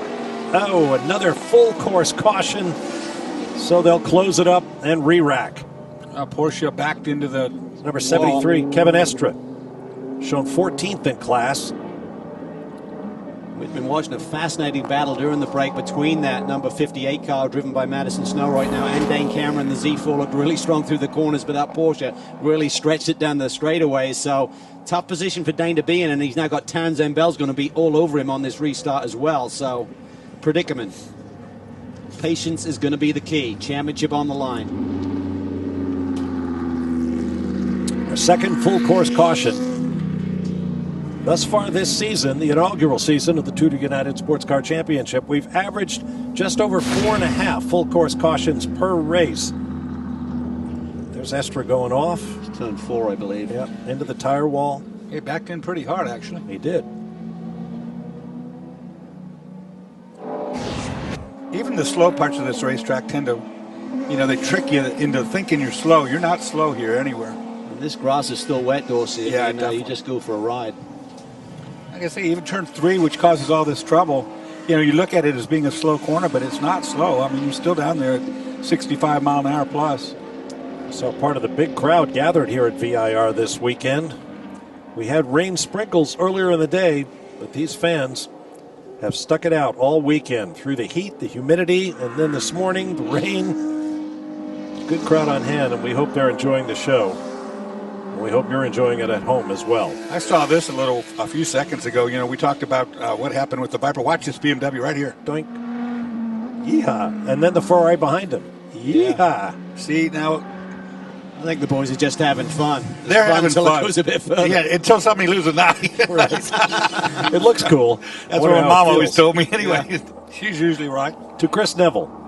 Well, Bill Riley calls the shots on the 93 car, on the 91 car, but keeps an eye on the 93 car. Bill, we saw the nose of that 93 car get awfully high there. You've seen some blowovers in your time. You see something like that, any cause for concern? Probably not on the Viper. I mean, as soon as it got up a little bit, it came right back down. So I think we'll be okay. It's a strong car. Why would something like that happen in that area of racetrack? I think you're going to ask Pomerito that, but I think it just must hit the curb right at the wrong spot. Well, obviously, he builds a very stout car, Jamie.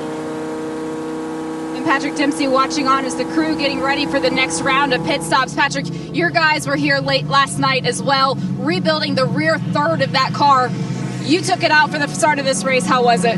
Well, the car was great. The guys worked really hard all day yesterday. Unfortunately, I made a mistake in practice. We're just pushing too hard working on the last sector, and I just overdrove and backed it in.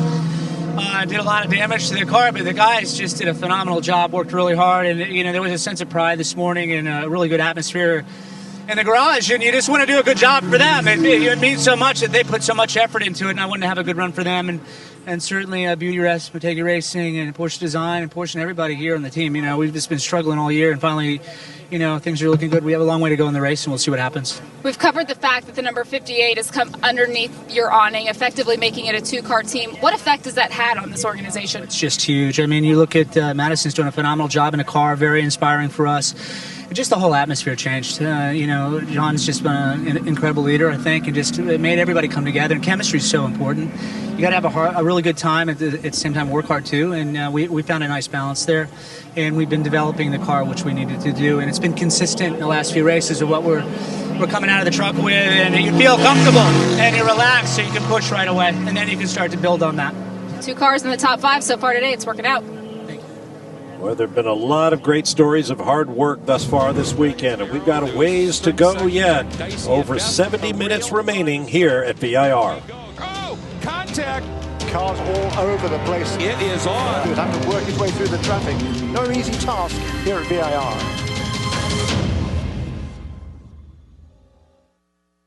Welcome back. Looking back from our Porsche pace car. You're at the Oak Tree Grand Prix at Virginia International Raceway. Round 9 for the GTLM and GTD divisions of the TUDOR United SportsCar Championship. Pit stops have begun. Let's go to Chris Neville. Well, a bit of a miscue down at Viper, the 91 car set to come into pit lane. Bill Riley called him in a little bit too late. Mark Goossens already passed the pit entry when Goossens heard the call to pit lane, so he did not come in. But BMW and Ferrari all came to pit lane, and Ferrari, just an awesome stop. The Risi guys get the Ferrari out in front of the BMWs.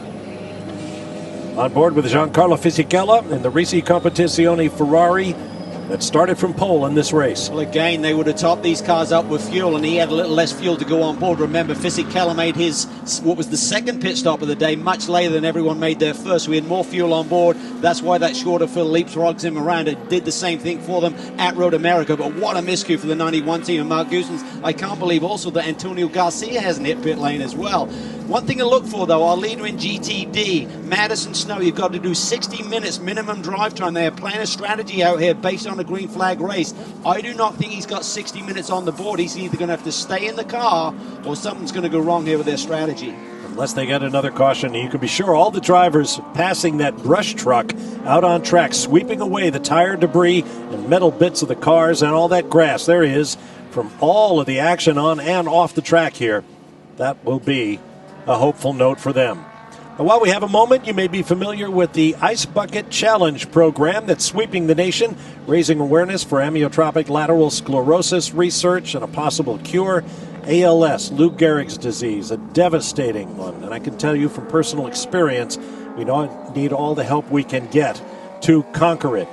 And folks are involving themselves, each other, challenging others to donate, although the more popular route appears to be the Ice Bucket Challenge. And it's been going on in the TUDOR Championship family as well. Here's Beth Peretta and the Dodge Viper SRT team. I accept the ALS Ice Bucket Challenge from Holly Weldon, and I nominate my fantastic boss, Ralph Gilles, SRT Motorsport driver Tommy Kendall, and SRT Motorsport driver Dominic Farnbacher.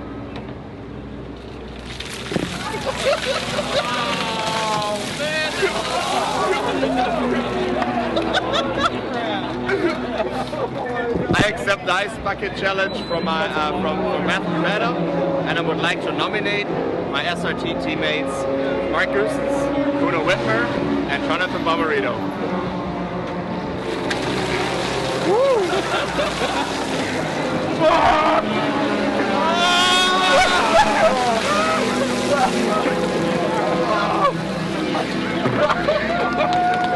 Hi, and SRT Motorsports is going to donate to ALS, and you should too.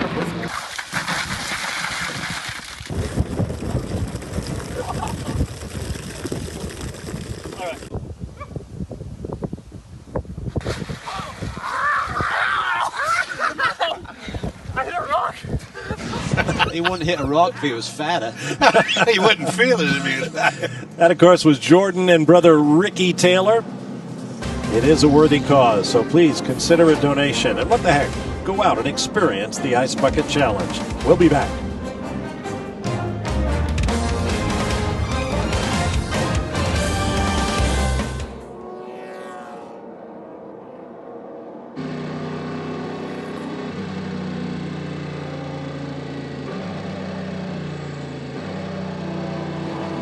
Hey guys.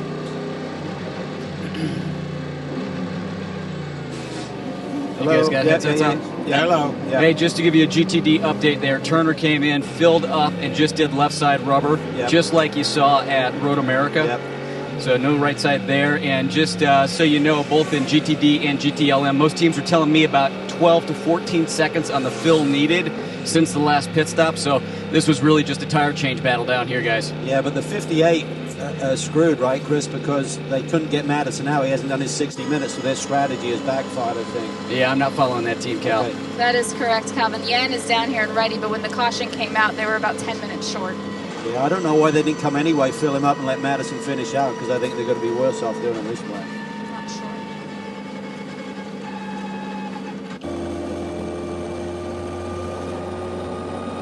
I mean, they had track position, and they would have maintained the lead. And he's doing reasonable laps. I mean, he was able to hold Dane off, whether he do all the way. But I mean, Jan's going to be buried when they eventually get that start.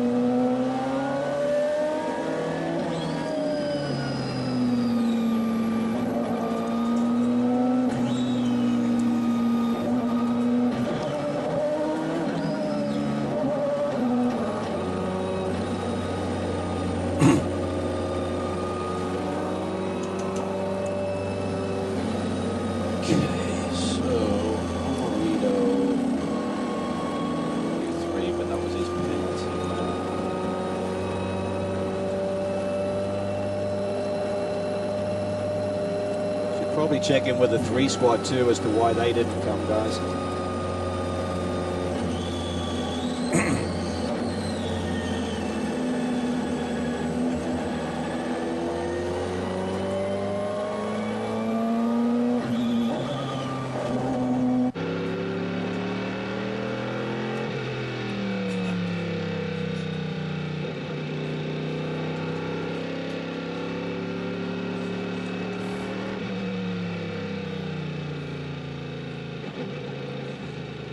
Next week, college football returns with a full week of games as Rutgers meets Washington State. Then Colorado State battles Colorado, North Dakota State takes on Iowa State, and Fresno State looks to upset 15th-ranked USC on Fox. It all begins Thursday on Fox Sports 1 and streaming live on Fox Sports Go. Here at VIR, we have just over 1 hour, 3 minutes remaining in the Oak Tree Grand Prix. The track debris sweep continues. Now here's a replay of some of the pit stop action, beginning with the 94 GTD BMW. Well, it's not a full fuel load, so you really want to manage how much time you're spending changing the tires. Remember, they did this at Road America, just took the 2 outside tires here, and that's what the Turner boys are doing once again. I think Madison Snow, who has the lead of this motor race right now, his ability to pit was really hampered by the fact he hasn't done his minimum drive time, but I think they should have still topped him up with fuel. Madison was doing a good job. He could have potentially assumed the lead of this race still and been in good shape, topped up with fuel. It'll be interesting to see if that 2-tire strategy will work at this racetrack, because there's not that many different corners left or right here. But remember, they hadn't done a full fuel load either. It's a very short stint they've just done, so the tires should have a bit of life in them. See the cars making their way around.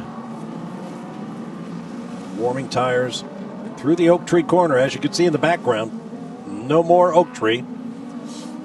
We expect a restart this time by. Chris Neville has more on the number 3 Corvette. We'll just checked in with Corvette Racing why they didn't come to pit lane. We know the 91 didn't come because it was too late to call Mark Goosens to pit lane. The 3 car didn't come because they said they couldn't make it on fuel. But just because of that, that last stop going to be a lot longer on the 3 car than the other cars that came to pit lane.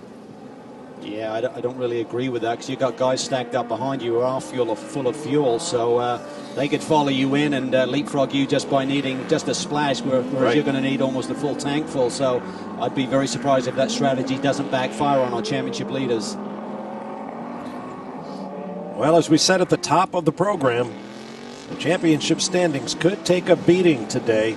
Given all the twists and turns of this weekend with wrecked cars and injured drivers and surprising performances, it's going to be interesting to crunch the numbers at the end of the day and see who will lead the respective class championships when we go to Circuit of the Americas a month from now. More cars headed for pit lane as we go green once again. Mark Goosens in the 91 Viper leading the way.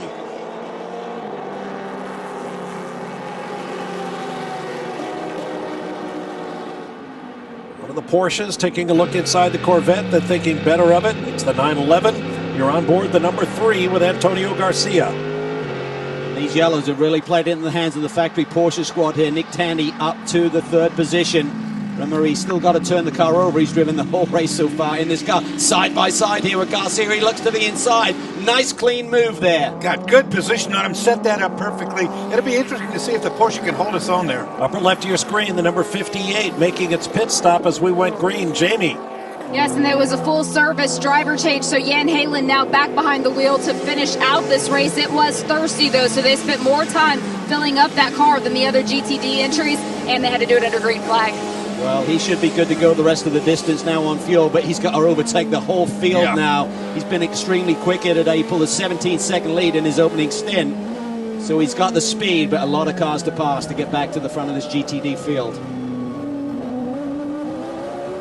There's the number 81 GB Motorsports machine. Based not far from this racetrack. I like the flashing headlights. Totally sure he's aware you're there. This is for the lead of the race. Oh, he's in too deep. Lock up. Pushing Goosens to the max. Remember these tires. They got some laps on them. These are not fresh rubber. These boys did not pit and take fresh tires right now. Might need a new one from a flat spot, not so much a rubber. Kind of squared off that Michelin. And it wouldn't surprise me to see those guys. Bill Riley said we didn't have the communication to get him in. I think another 5 minutes on the board, they'll probably bring him in, maybe less. We believe they can go about 56, 57 minutes on a full fuel load. Got to back time these races to the checkered flag. You see the gaps at the line of the GTLM class.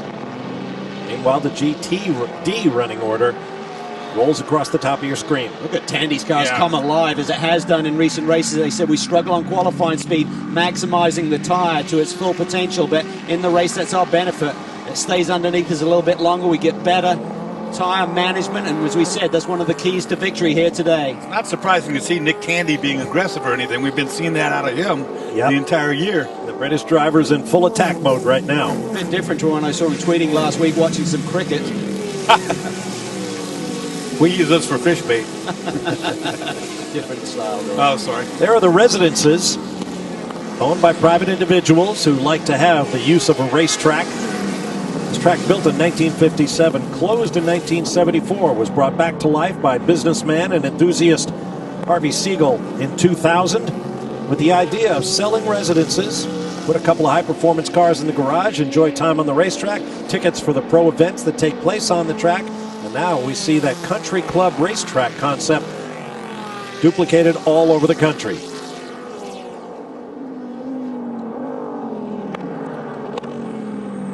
Giancarlo Fisichella going by the number 4, which is currently shown 4 laps down.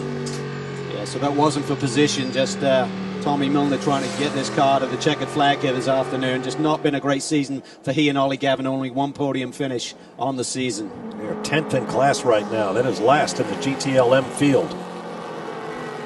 Such a hard time with the 4-car finding speed this year. Just hasn't had the speed of the 3. Drawn for these cars out front. Trouble with the other one. I wonder if he coughed. I wonder if he's looking at his fuel numbers, how many laps he got on the board. It's like he suddenly lost power. Maybe he's had to switch to the reserve pump. It almost looked like he shook that car. This just in from race control. The 555 of Townsend Bell, the Ferrari leading the championship in class, left the pit with equipment attached. And he's now serving that penalty right now, and he was essentially running in the second spot behind Damien Faulkner, who will need to hit pit lane again for fuel here today. So this is massive because they had the problem with Sweedler on the initial start, getting a penalty. There's our new GTD leader, Damien Faulkner, in the GB Autosport machine.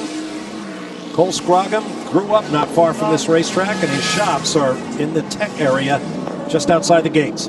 They're going to need fuel, Bob. Cameron is running in the second spot. He should be good to go. Balzan is now up to 3rd spot in this race, so great rebound for those guys here today. Scuderia Corsa number 63 looking strong. This is out the back of the 93 Viper, Jonathan Barmerito. We understand Nick Tandy has called in that the engine of the number 911 Porsche is cutting out. It looked like that. When it stumbled, he pulled off of line to try to get out of everybody's way, shook the car a little bit, and then continued on. It looked like there was a mechanical issue going on. Yeah, he should be good on fuel, so looking at when he last stopped, but something was amiss there, Dorsey. Yeah, he telegraphed it. I mean, once he felt the problem, he tried to pull off line to be protective, and then you could see him try to diagnose the problem. Fisichella running in the 5th spot right now. Edwards and Oberlin right behind him, but he is in the catbird suit. He should not need to be hit pit lane. It'll be only for a splash here today. He does not need a full fuel load, so he should be in good shape here today as this thing plays out. Let's listen to the radio transmission. Engine just cut. I've got nothing on the dash. No alarms, I mean. Yeah, copy that. Copy that. And what he meant by engine just cut, it wasn't a misfire, it quit running. Yeah, that's what it looked like to me, like he's out of fuel almost, and he basically had no power. More curb hopping on the edge of control. Dane Cameron was warned by his crew chief about that. He said, you're pulling the front wheel some 12 inches off the ground just to advise you. Then there was some silence, and he goes, did I at least look good? Which is what I would have said, too. Let's go to Chris Neville. Well, Bob, we're awaiting the 46 car coming to pit lane moments ago. Charlie Putman had a smile on his face because the car was up in 4th place, but now dropped back a bit. What happened to Charles Esplanade? Well, I think the tires were not quite in yet, and he pushed off. I don't think he had any help, but he just took a little ride through the grass. It fouled the radiator, so now we're starting to get a little bit overheating. Happens almost any time you run off the track with these. So we were about a 1/10 of a lap short on fuel, so we're going to take advantage of that anyway to come in, top off fuel, get the radiator clean. Yep, they're going to come to pit lane right now, get this car in here. They'll be good to go. But you got to remember, guys, earlier this morning, Charles Esplanade took this car off heavily up in Oak Tree, did some damage to the front end of it. That team worked hard this morning to get it race ready. It's obviously a fast car, but problems in the last hour here. Big scramble up in front as Nick Tandy is back on the charge from the 93. Boy, war has been declared while we were gone. Yeah, he's got a quick race car. His Porsche has come alive here in race conditions once again. Up ahead, Mark Goosens, the yellow Corvette of Antonio Garcia, Jonathan Bomarito, Nick Tandy, or make that Nick Tandy, Giancarlo Fisichella, Jonathan Bomarito. We'll take a break, sort it all out, and be back shortly to VIR.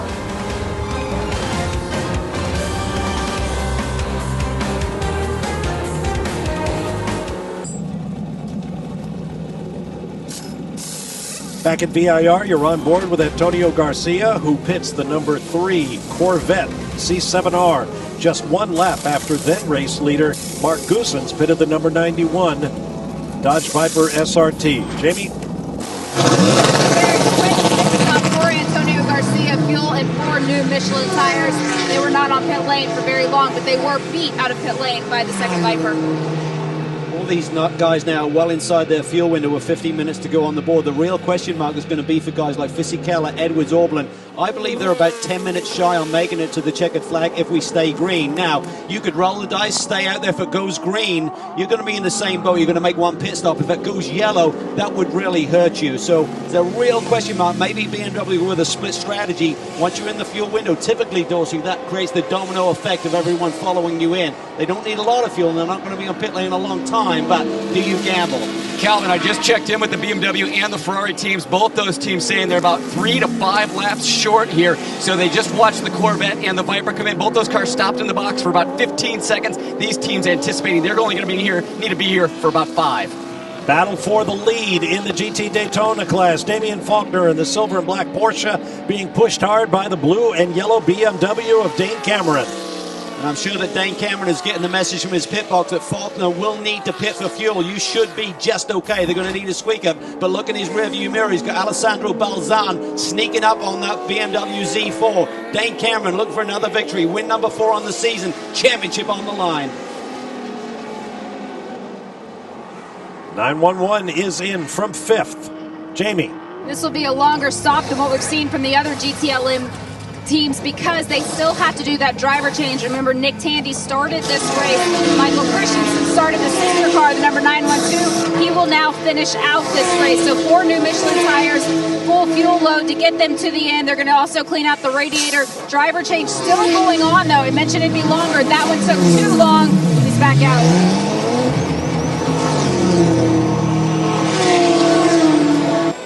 Meanwhile, here's Spencer Papelli in the number 45 Flying Lizard Audi R8. Got a left rear down with some body damage, unless that was caused by the tire. I don't know about that yet. This is at the end of the back straightaway, so he's only got a couple of corners to get it to pit lane. And he's got it rolling, so I think he's going to be able to make it. That's not an issue. Staying out of everyone's way is. Meanwhile, the battle continues for first in GTD. Faulkner holding off Cameron and Balzan. Porsche, BMW, Ferrari. Balzan launched the Ferrari into the air that time. Let's get more on the Turner Motorsports Z4 BMW from Chris. Calvin, you were just talking fuel on that car. Just checked in with Don Salama. Call strategy on that car. He says they are very, very close. He thinks that car is about a minute short on fuel. So quite a few teams down here begging for a caution. But if it doesn't look like they're going to get it, you have to think, this team in this championship, do you roll the dice? Do you try and stay out there when you think you're a minute short?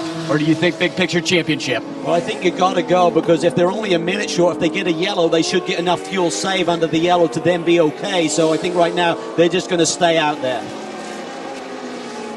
If you're 10 minutes short, you need enough yellow to make up 10 minutes. So for the guys in GTLM at the front of the pack, they've got a much tougher decision to make, namely the leader, the number 62, and the 2 BMWs right behind him. And nobody has the opportunity to feather the throttle a little bit to try to save fuel. Great battles in both classes. Not right now. No luxuries out here on a warm and humid day at Virginia International Raceway. Faulkner driving a bit of a defensive line there, just trying to take away that little piece of racetrack that Dane needs to try to get by. Well, again, it's so cool to watch these multiple manufacturers competing in this class here. They all have pros and cons in terms of their strengths and weaknesses in terms of performance. Now, the BMW Z4, lots of downforce, really gets through the corners really quickly, as you can see. But as he starts to stretch his legs here through the S's, which is pretty much wide open, you'll see the Porsche will stretch it just a little bit, and certainly down the straightaway. So it's tough to race these guys. Once you get behind them, how do you get around them without being aggressive with a championship on the line? He can't afford contact with Faulkner, and he knows that Faulkner definitely needs to pit. He may not need to. Yeah, he's trying Looks everything. to the inside. Oh, down the inside he goes.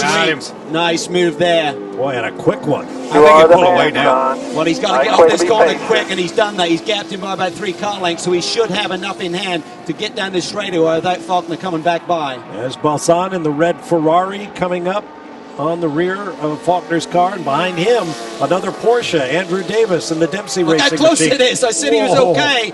That's what 8.5 miles an hour will do to you in top line speed. Woo! Yikes. Now, that little wiggle he did there was borderline. There's Davis. Hopefully he won't have to do it again. He can open up enough of a lead now. 27 cars look strong. Patrick Dempsey had it up in the top 6 right now. Davis runs in the 4th position. Great performance by Dempsey Racing here today. Well, look how quickly Dane Cameron opens a gap. Yeah, he needed to, because that Porsche is going to be coming hard. From this point on the straightaway, this is where that Porsche is really going to come hard. Fuel. And if the Porsche came so with the Ferrari is outside, there goes the mirror. Just heard fuel. Maybe that was from the 81. We know he's got to come. The BMW's mirror's on the hood of the Ferrari, or it was. Wow. Well, he just shaved it off cleanly. Yeah, he did. Right now, what Dane Cameron needs to do is to gap this field enough where he can have maybe 3 or 4 seconds to play with, and then maybe he can go into a bit of a fuel save. Don Salama, who sits on his pit box, is one of the best in the business in controlling the strategy. Here's the pass for the lead. Just a great setup right here. Right up tight behind Faulkner, and as soon as the door opens on the brakes, Cameron down the inside. I think Balsan was thinking of doing the same. Balsan got alongside and... Oh, it was mirror to mirror. He took his mirror with his mirror. Yeah. Now, where did that mirror go off the Porsche? I'm It wondering. finally dropped down between them on the track and was middle of probably the track somewhere? obliterated by that other Porsche. Well, this always makes it interesting when you're trying to defend position and you can't see out of that left side. Yeah. That's true. On the long back straight. Reaching top speed before they go over a rise and hit the brakes. Balsan looking to make his move. We'll take a break.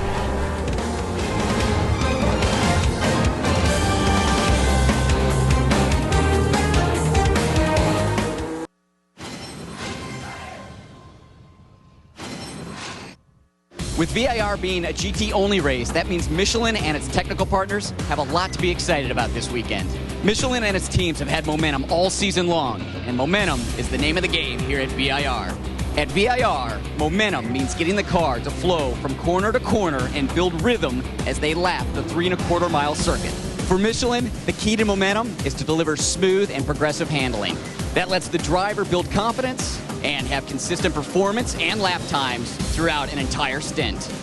Since this race is GT only, drivers can focus more on their race and not worry about prototype or prototype challenge coming up from behind. And with just 2 races remaining, teams will be carrying their own momentum into these final 2 events, and Michelin will be looking to continue its record of success in the 2014 TUDOR Championship competition. Thank you, Chris. Back to live pictures.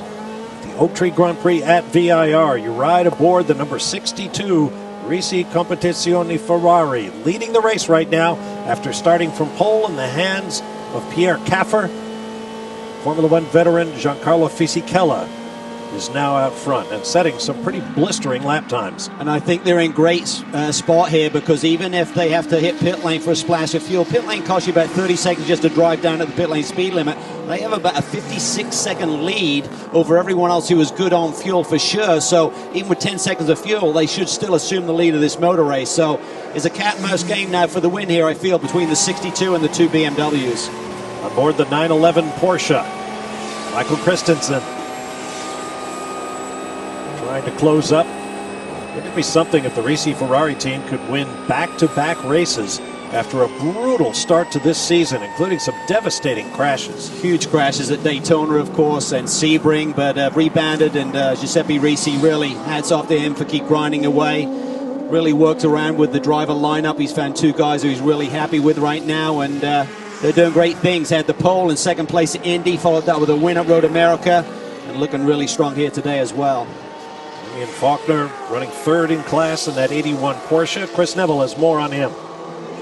Well, just trying to get a real good grasp on the fuel situation also in GTD. Checked in with that team. They said also they are very tight on fuel. So in a situation where it's kind of, do you press hard? Do you try and stay fuel? Also talking about tires. You know, in GTD, everybody seemed to be pretty well balanced on the Continental tires. But some of the Porsche teams saying late in that run, that rear end starts to give up a little bit. That was one of the other keys to victory, Dorsey, was tire management, and that Porsche, certainly the grip that you get around here with this resurfacing, the guys are flying through the turns, and that puts heavy loads on these tires. Yeah, they've seen excessive, not excessive wear, but more wear than they're used to for here. Oh boy, he was out on the edge there. And this is where the downforce comes into play with the GTLM machines going around the outside there. There's not much difference in straightaway speed, but because the drag factor with the massive wings and the downforce elements on these GTLMs, but that gives you the downforce in these tight corners like you're seeing right there. The 911 GTLM car completes the pass of those 2 GTD contending Porsches. Andrew Davis running 3rd, Damian Faulkner 4th in the GTD class. Such subtle differences between these 2 class cars. The fact that the GTD car could be faster on top end because it has less drag takes a little longer to get there. Look at here, BMW. Yeah, this could be a split strategy here. They're just going to give them about 5-6 seconds of fuel. Chris? That's exactly it, Calvin. We can see about 5, 6, 7, 8 seconds of fuel going into this car. Now good to go. We're taking about 8 seconds of fuel, splitting the strategy between the 55 and the 56. Yeah, and I like this call. You got them covered both ways. Back on track comes Bill Auberlen. Lots of racing going on around the country this weekend. Open-wheeled and closed. And if you're interested in hearing what top drivers think might be the better path to a pro racing career, go to safeisfast.com. It's a non-profit tutorial website organized by the Road Racing Drivers Club, sponsored by Honda. It's got a wealth of material. The current Ask the Pro driver answering questions is none other than 2-time sports car world champion and Porsche stalwart Derek Bell. Check it out, safeisfast.com. Or you could just hang out with me for a half hour, because the race is bound to break out if I'm around. Or something's going to break out. Yeah. Big move there by Lee Keane. Takes over that 4th position from Damian Faulkner. Now he's got his eyes set on Andrew Davis up ahead. Remember, championship on the line. The championship leader today, Tamzen Bell, sits back in the 9th spot after that penalty for exiting pit lane with pit equipment attached. So he's on the back foot a little bit. Lee Keane 2nd in the championship. He's now up into looking at a podium spot potentially here if he can make one more position here today.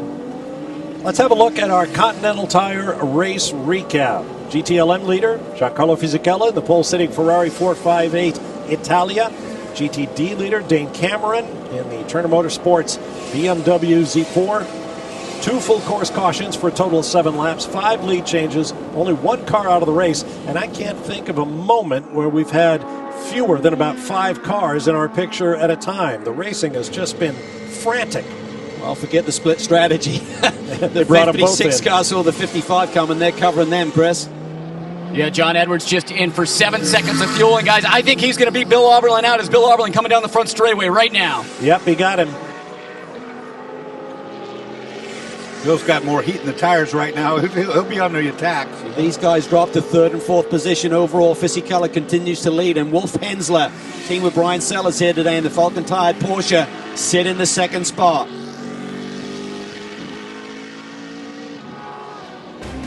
Well, you won't miss a thing as we head for another break. Ooh, pretty dire looking amount of sod on the front end of that Vulcan Tire Porsche. We'll be back.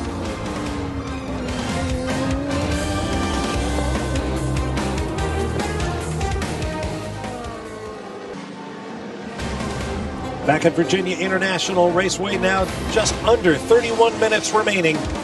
Oak Tree Grand Prix for the TUDOR United SportsCar Series GT classes, GTLM and GT Daytona. I'm Bob Varsha with Calvin Fish and Dorsey Schrader. Jamie Howe and Chris Neville are in the pit lane, and we've got great battles going on all over the racetrack. Here's one, the number 27, Andrew Davis, with Lee Keane in the number 22. Both GT America Porsche 911s battling for position. It's a battle right now for the final spot on the podium. Up ahead of them, you have Alessandro Balzan in the Ferrari running just about 3 seconds behind Dane Cameron. Cameron needs to save fuel, but he just ran the fastest lap of the race in response to Balzan, who's been running very strong lap time. So hopefully they're in good shape here on fuel. We'll have to wait and see. As we see these two Porsches and GTD battle it out on the track, it's funny because even though they're both Porsches, you'd think they'd handle very similarly.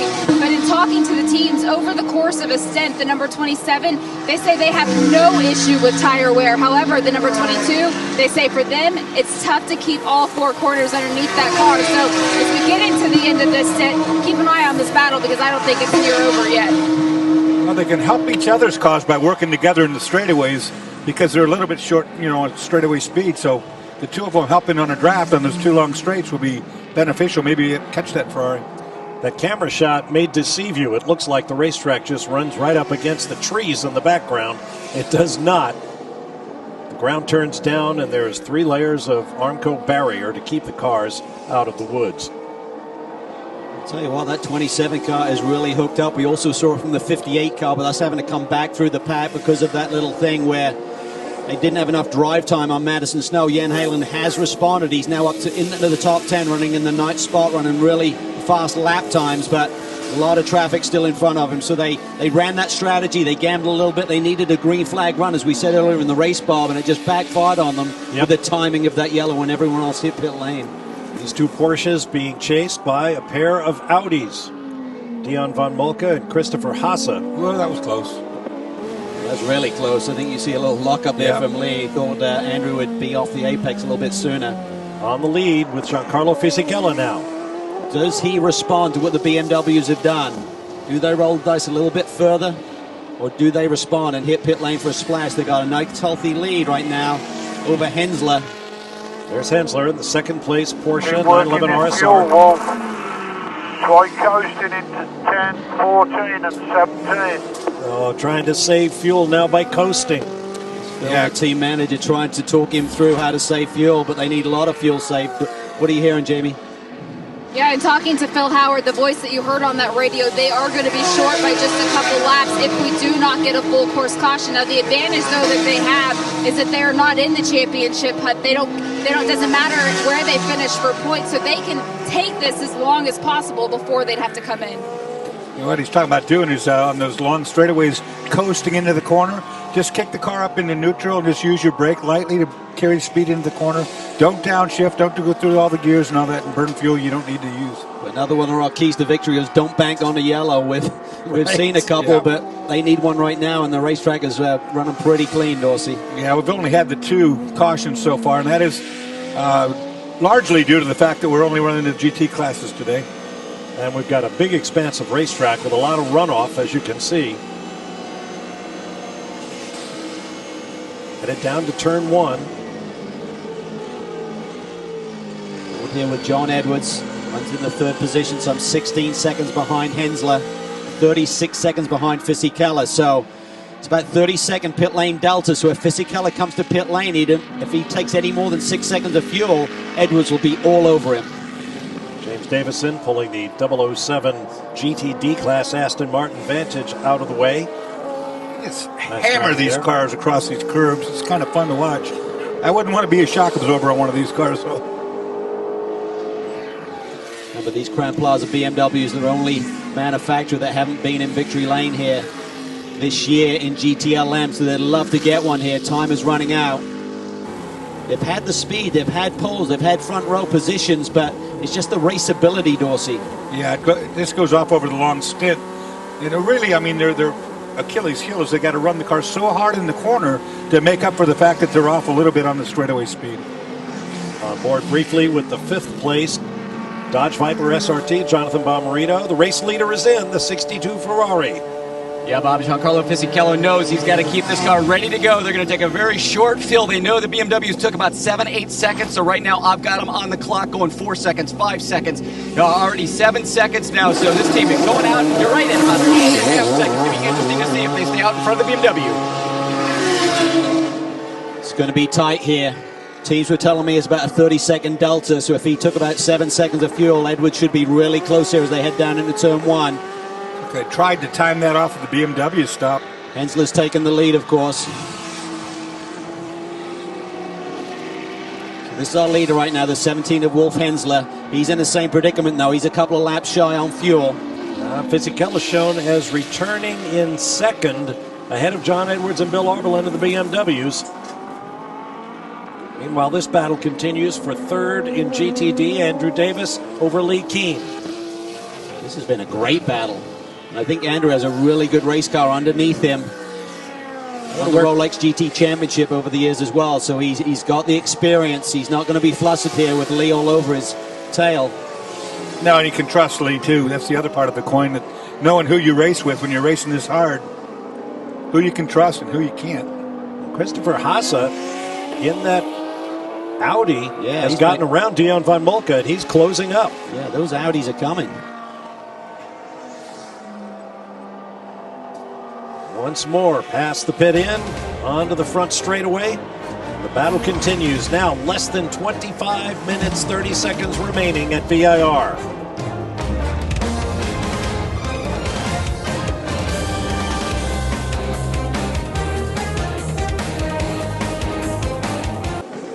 Welcome back to Virginia International Raceway. There's the number 94 Turner Motorsports BMW in the hands of Dane Cameron, currently on the lead. We were listening to the team radio during the break, and I think the team owner, Will Turner, called out to Dane Cameron and said, "Hey, you just passed a Porsche on the straightaway. It's a miracle." Those guys are having too much fun. Chris Neville is down with Will. Well, Will Turner looking a little bit anxious down here. Will, how tight is it on fuel with the car? It's tight enough so that I had to actually take my radio off because I didn't want to listen to it anymore on how tight it's going to be. We expect to run out on the lap after the checkered flag if it stays green. We want it to stay green because if you've noticed from TV today, we're straightaway speed handicap, maybe. And the last thing Dane wants is a bunch of fire-breathing Porsches behind him on a restart. So he's trying to do the best thing, managing the tires, managing fuel, and again, I'm a little nervous. I'm cautiously optimistic because I got the right guy in the right car today. But you know, anything can happen because this is GTD. Obviously concerned about fuel, but doesn't want to see this field stack up behind him either. Well, right now they're going to be stacking up anyway. See the bright red number 63 Ferrari of Alessandro Balzan. We're hearing that we knew that the number 94 car only took 2 tires. We just checked in with the Scuderia Corsa team. Would you believe Balzan didn't take any fresh tires? So I thought the reason he was closing in on Dane Cameron, Cameron's trying, there's more air, trying to cut the corner and find some lap time. But so Cameron does have new left side tires, Balzan tires. Maybe they'll go away here in the last 20 minutes. Trying to achieve low Earth orbit over the curbing. Let's have a look at the GTD Championship as they run, with Dane Cameron running in first. Wow. He moves into second. 5 drivers within 2 points. How about that? Cooper McNeil and Lee Keen sharing the number 22 car, sharing the provisional lead in the championship. And there you see the number 22, the WeatherTech car. Townsend Bell now up to 8th position. Championship leaders coming into the day. So whatever he can claw back here in this last 20 minutes is crucial here. They want to hang on the championship lead. Remember, they've had it since the very beginning of the season. The win at Daytona, they've held on to that championship lead all season long, but it's now got really tight. Back in 8th place in the GTD class. There's a guy who can race just about anything. Had a great run going at the Indianapolis 500. before the car let him down and he crashed with about 10 laps to go, let's say. This is going to get pretty interesting here. Yeah. Third, 18 minutes to go. Fifth. Yeah, and I think Will Turner's spot on. They don't need a yellow, as we see Porsche off to the side of the road here. This is a pull-off. This is a mechanical failure. Just rolled to a stop. Michael Christensen from 8th in class in GTLM. This is a car that was breaking up before. Remember, it kept shutting off and restarting or whatever. They had some kind of ignition issue. Well, that'll have to be a decision made on whether he's in a safe area. The last thing the camera will help him on fuel, but suddenly he's going to have that Ferrari and those fire breathing. I think Will Turner said Porsche's right behind it on a restart. The Audis are looking strong here. Here comes Haase. Here comes Dion. Yep. Audis could play a hand in this now, that's for sure. We always said this was going to be the sleeper category, this, Bob, even when we've got all four classes running together. When you look at the finishing drivers and the talent and the manufacturer interest in GTD, it's phenomenal this year. It's been terrific racing. Oh, the power slide off the corner. Great recovery by the 48 team. Remember the problems that Bryce Miller was having early in the race, and the car was almost undrivable to bounce back here in the top 5. The race leader going by one of the GTD Flying Lizard Audis. In fact, that is Dion von Moltke. How far can he go, though? How far can the 17 go? Full course caution. Wolf, yellow flag. So. Wow. Oh, boy. This is huge for the 17. Our third full course caution. Go to lean map, do everything you can, shut off the engine if you need to. Coast down the back straight for sure, shut it off. Wow, Porsche helps a Porsche, imagine that. You're such a cynic. I like the thought, though. Michael Christensen. I'll just stay with the car. What a saga for this car this weekend. Now, IMSA, the International Motorsports Association, sanctioning body for the series, passed a new rule effective immediately following the recent tragedy in sprint car racing. Drivers are supposed to stay in their cars unless there's an emergency. We'll be back.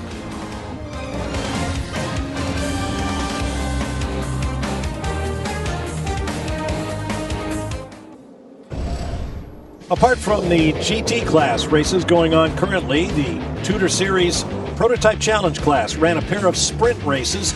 That's Bruno Junqueira going off and having a heavy crash. Bruno spent a lot of time off the track today, but he was all right. Prototype Lights also in action. There is Bruno, very disappointed. Luis Diaz won race 2. His teammate Sean Rahal won race 1. The final order was decided on cumulative points over the 2 races. There was no beating the 8-Star Motorsports team of Diaz and Rahal as they swept the day over the championship leading car of John Bennett and Colin Brown. Now on Friday, NASCAR is live from Atlanta with Sprint Cup practice, followed by nationwide final practice and then Sprint Cup qualifying. Coverage begins at 2:30 p.m. Eastern Time right here on Fox Sports 1 and streaming live on Fox Sports Go. Under our third full course caution of the day, now with 13 minutes remaining in the race. Let's go to Chris Neville. Well, Pierre Caffer started this race on pole today. And Pierre, right now you've got a Porsche in front of you. You got 2 BMWs behind you. What does Giancarlo need to think about on this restart? First of all, I have to say it's an awesome race today. I mean, especially for us, we have, especially after my off in the first lap, we tried to push and give everything to come back in the race. And right now, I think it's quite tight. I think Falcon tried to make it to the end of the race. I don't know if they are safe with the fuel. We are safe with fuel. And Giancarlo, I know him. He has a great pace at the minute. The boys did a very good job in the pits, and everything is done for a great battle to the end. Well, the team has been talking to Giancarlo, telling him the pace of the cars around him and telling him, hey, man, you got to go for the win here. Jamie? Well, the lights are out, signifying that pit lane is open, but the number 17 not on pit lane. Brian Sellers, with Wolf still out there saving fuel, how much will this caution help you guys? Well, it definitely helps. You know, we can save a significant amount more fuel under caution, and we had just sent him full throttle to see if we could open a gap because we realized we weren't going to be able to make it on fuel. So it's still really tight right now. I'm not sure if it helps quite enough, but, you know, right now we have to kind of roll the dice and gamble and hope that he can save enough. His Is it worth it to stay out and not come in and just see what happens at the closing stages? Yeah, I mean, I think when you come this far, you have no option but to stay out. Fortunately, here under yellow, you can try and save a lot of fuel. There's a lot of downhill sections that you can really let the car coast. So hopefully, you know, I have the best in the business behind the wheel right now, and my teammate Wolf. So hopefully we can bring home a good result for Falcon. It would be not only their first win, but it would also be the first podium of the season. Well, I think a key statement that Brian said there was that they told Wolf to go full throttle, basically try and get as big a cushion as he could before they know he had to hit pit lane. Right. So that may be costly right now, so it's going to be really tight indeed. The other problem he has is that Fisichella has almost a second more lap speed than he has shown here today, so he's going to be under fire either way. So this caution is both a good thing and a bad thing for the Falcon Tire team, given the strategy that they committed to. There's Giancarlo Fisichella. Kevin just talked about, with all the fuel and all the speed he needs to get to the finish of this race. At this point, though, I wouldn't count out another caution after this one, because you know what I always say, cautions breed cautions. We got some really aggressive drivers right now. And it's easy to, you know, look in hindsight, but I really think that the BMW had the prime opportunity to maybe split the strategy, Dorsey. We talked about it earlier in the show. They came in one lap after the other. They would basically be in pretty good shape with one of their cars, whichever one had stayed out. But, you know, they were probably playing the game. They looked at the numbers and thought, hey, we're like a good 5 to 8 minutes maybe shy on fuel. We're not going to do it. So decision has been made. Now they have to deal with it and see if they can get one of their cars to the front. Pit lane is open for the GT Daytona cars. We'll see who comes. We expect one more lap behind the safety car and then green flag the rest of the way. Some of these cars in the championship hunt, some of these cars looking for a win period, is going to be oil on water, I believe. Chris? Well, Bob, early in this race, we did hear Pierre Caffer talking about the car just not feeling the way it did yesterday, and the team saying that they thought it was a lot of the rubber from different series out on the racetracks. Well, listening to a lot of these GTLM teams right now, really telling their teams, scrub those tires. We got a lot of rubber on this racetrack, a lot of different types of rubber. So as we get ready for this sprint to the finish, teams making sure their drivers have clean tires and ready to push hard here to the checkers. As we said at the top of the program, and you have a look at John Edwards and the 56 BMW Z4. That's tougher for Wolf Hensler to do, Dorsey, when he's saving fuel. I mean, you can't be aggressive with the throttle, which you normally do to clean up the tires when he's trying to save as much fuel as he can. I had the same exact thought. Two things about that, the throttle and also just scrubbing tires scrubs speed, so he'd have to use throttle. Back in 1971, this racetrack hosted the first race of the then new International Motorsports Association. Not too long ago, Hurley Haywood, who won that opening race, is reunited with two of the many race cars that he has handled over the years en route to one of the most decorated resumes in all of American racing. Not just sports car racing, but racing generally.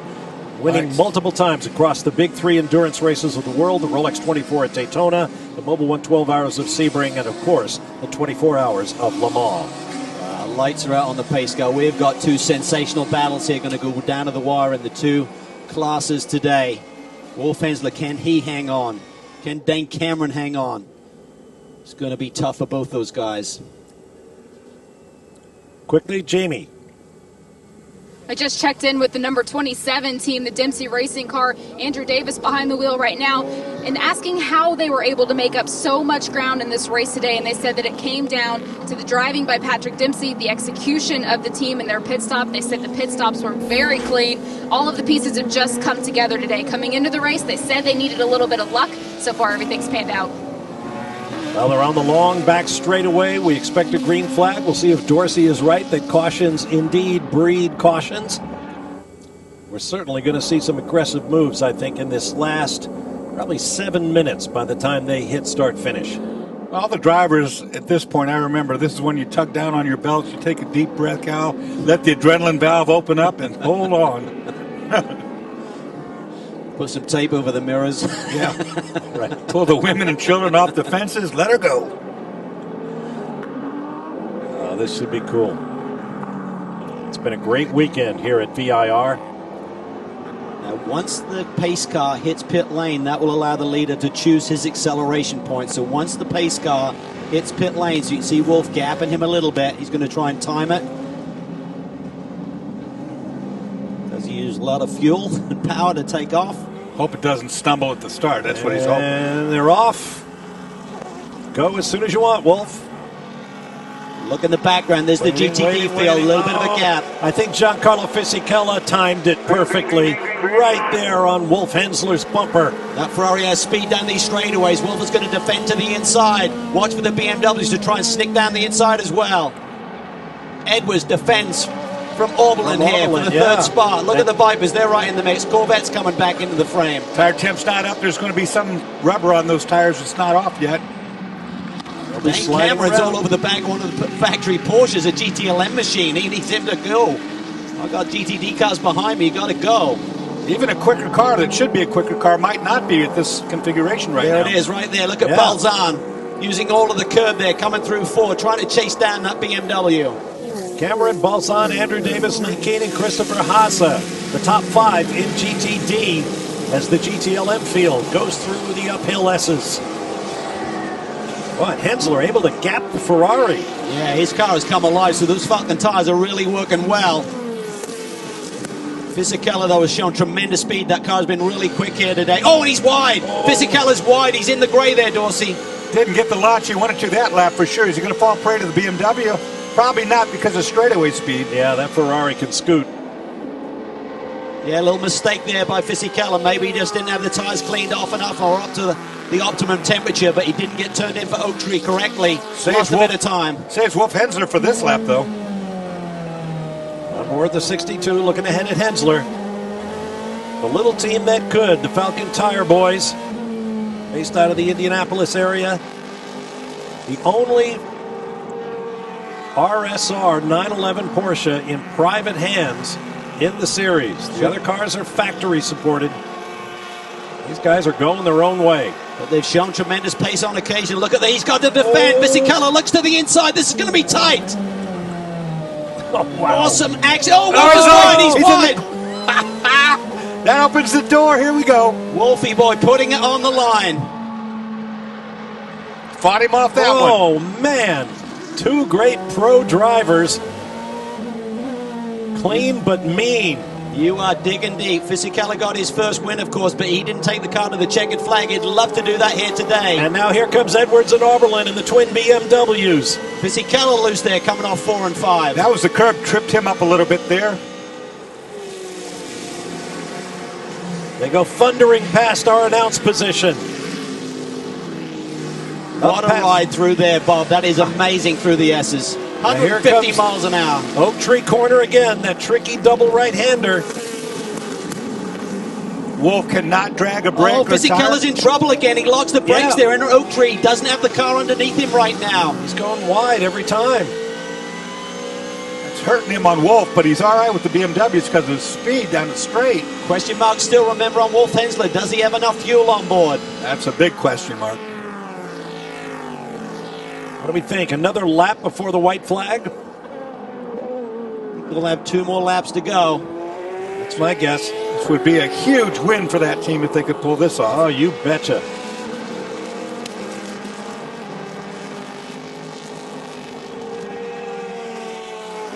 Now the Ferrari draws close again. Got a good launch off the final corner. Wolfie's got to stay right. He's got to stay right. Don't open that door. Sportsmanship flag. For whom? For Wolf Hensler, I think, in terms of when he closed the door on Giancarlo down into turn 1, same spot. He had to make that move a little bit earlier. I think he reacted to Giancarlo, and that's what the stewards don't like. Well, they'll give you that warning, so he's all right still. I mean, he's had the warning, though, so he's got to play it tight now. Yep. BMW sitting there just praying in both senses of the word in terms of whether they can get that win. Oh, Oberlin's wide. Oberlin's really wide, under pressure from the Viper. The 93 car, that's Jonathan Bomarito. Does he have a shot?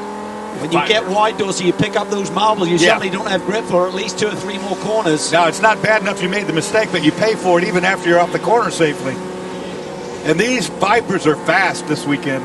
Boy, oh boy, they are bad fast. And there's one thing committing to these S's when you got no one in front of you.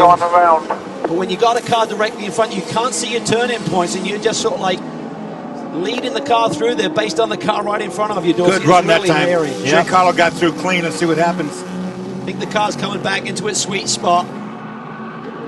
94, meanwhile, heading up the GT Daytona Brigade. There's Balzan in the Ferrari. Looks like Hasser has gone around Lee Keen. Hasser's up to 4th. Yeah, That's huge in the championship. Davis runs 3rd, Hasser 4th. Townsend Bell, championship leader coming in, still sits in the 8th spot. No more progress for him in this late charge. One more lap of fuel. Do you have it or not? We're about to find out. Wolf is going to drive down the right-hand side of the road. This is going to be side by side down into turn 1 as Brian Sellers looks on. You can tell by his body language. White flag, Wolf. White flag. It's a white knuckle ride. One Here comes lap. the Ferrari. There he comes. He Trying flicks to to the outside. He's got a nose on him now. They cannot touch. Oh, he wants to stay right there until we get to the left-hander. Wolfie's got to wash it out. He does that. He has to take that line away. Perfect job by Wolf Hensler. Oh, Giancarlo looks to the inside and nudges him. He loses hits him up. Edwards is right there. He can take advantage if these two guys have going. contact. Edwards is right there for sure. Just tried to disrupt the car's momentum a little bit. Edwards and Mueller looking for their first win of the season. Awesome stuff here at VIR. What a racetrack. Watch Oak Tree. Watch Oak Tree. It's pivotal now. Here comes the big bump first on the uphill S's. Fisichella putting it all on the line, looking for 2 in a row for the season and 2 in a row here at VIR. You got to get this corner perfect, 100% clean. Don't spin the tires. Here we go. Don't lock the brake. What's that BMW? He's coming He hard, is but he doesn't have the coming, straightaway Edwards. speed. Fisichella's better watch that for sure. Oh, look. Now we got the back and forth across the straightaway. Try to break the draft. Wolf's got to stay inside from this point on. He can't weave. This is going to be tight. Here comes the Ferrari, looking for the lead. Fisichella looks for the lead. He takes Fisichella's got a Hensler. left-handed coming up. He got him. What a move. Can he hang on here for the last Oh, two? he Hensler goes. locks up. That seals the deal right there. There's no way he's going to get back around the Ferrari. Can he hold off the BMW for a second? Final corner onto the front straightaway for the second straight race. Risi Competizione Ferrari. Pierre Caffer and Giancarlo Fisichella win GTLM at VIR. And a great job by the Falcon Tire guys. And here comes Dane Cameron, who shared with Markus Paltala of Finland. The Finn started. Cameron finishes. Victory for Turner Motorsports for the 4th time this year. Wow, what a finish. We'll take a break and hear from the winners after an amazing race here at Virginia International Raceway. Stay with us.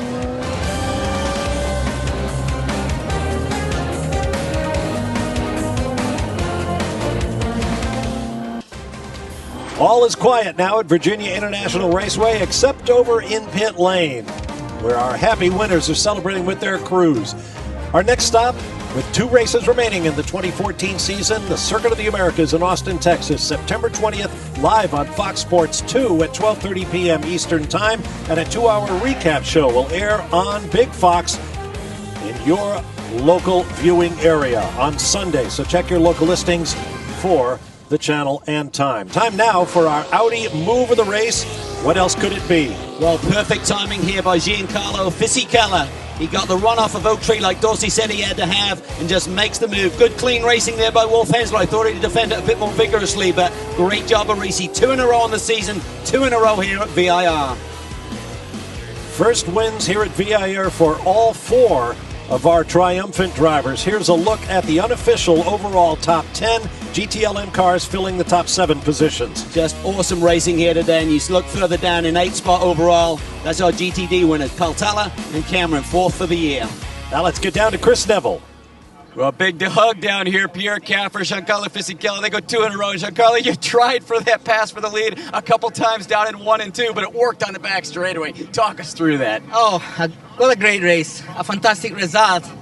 At the beginning, unfortunately, it wasn't so good for us. We were in the last position, but we knew we got a good package to recovering, and especially a fantastic crew in the pit stop. They made a superb job as the last race, and we did a good strategy. At the end, I was quicker than the Porsche in front of me, and in 10-11, I did everything I could do in braking. and in the exit especially, I took a toe and I overtook him. It was great maneuver. I'm happy for the guy. Fantastic race, guys. Fantastic race. Bob, this team struggled in the first half of the year, but this Ferrari hitting on all cylinders now. That's right, and nobody parties like Ferrari. Here's a look at the unofficial standings in GTLM as we head for Texas. Yeah, and who'd have believed that the two guys coming in chasing for that championship would finish down in the 5th and 7th spot, the 93 car, Bomarito, and then Garcia finishes there in the 7th position. Now let's hear from our winning GT Daytona team. Here's Jamie. Dane Cameron still has the helmet on, just pulled into victory lane. Dane, you guys made this one look easy, but what did this race come down to today? The fuel strategy and the guys on the box today. We really struggled to pass people, especially the Porsches were so slow in a straight line, but they got us out into some clean air, put us on a little different strategy to save a bunch of fuel. So I was trying to maintain this gap and save as much fuel as I could, and it kind of saved us a bit, and then it all works. So this is definitely a team victory. So thanks very much to Continental, BMW, Turner Motorsport. Marcus was awesome. Paul Dalvana and Northwest. Everyone who makes this possible. This is phenomenal. To win 4 races in a year is incredible. Congratulations. Congratulations indeed.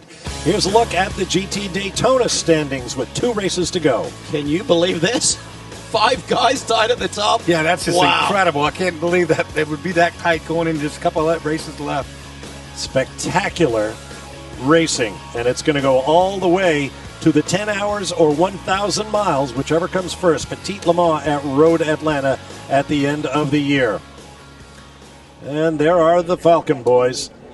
It's a team that did it all with the least, if you will. They did a great job. They Wolf Hensler, finishing up right there. Wolf on the left, Brian Sellers on the right. They did drive superbly today.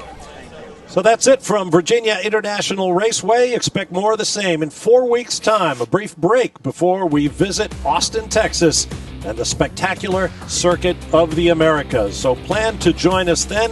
We'll be coming your way once again September 20th on Fox Sports 2 at 12:30 p.m. Eastern Time. Right now, for Calvin Fish, Dorsey Schrader, Jamie Howe, and Chris Neville, I'm Bob Barsha. Thanks for joining us here at BIR. So long, everyone. Enjoy the rest of your week.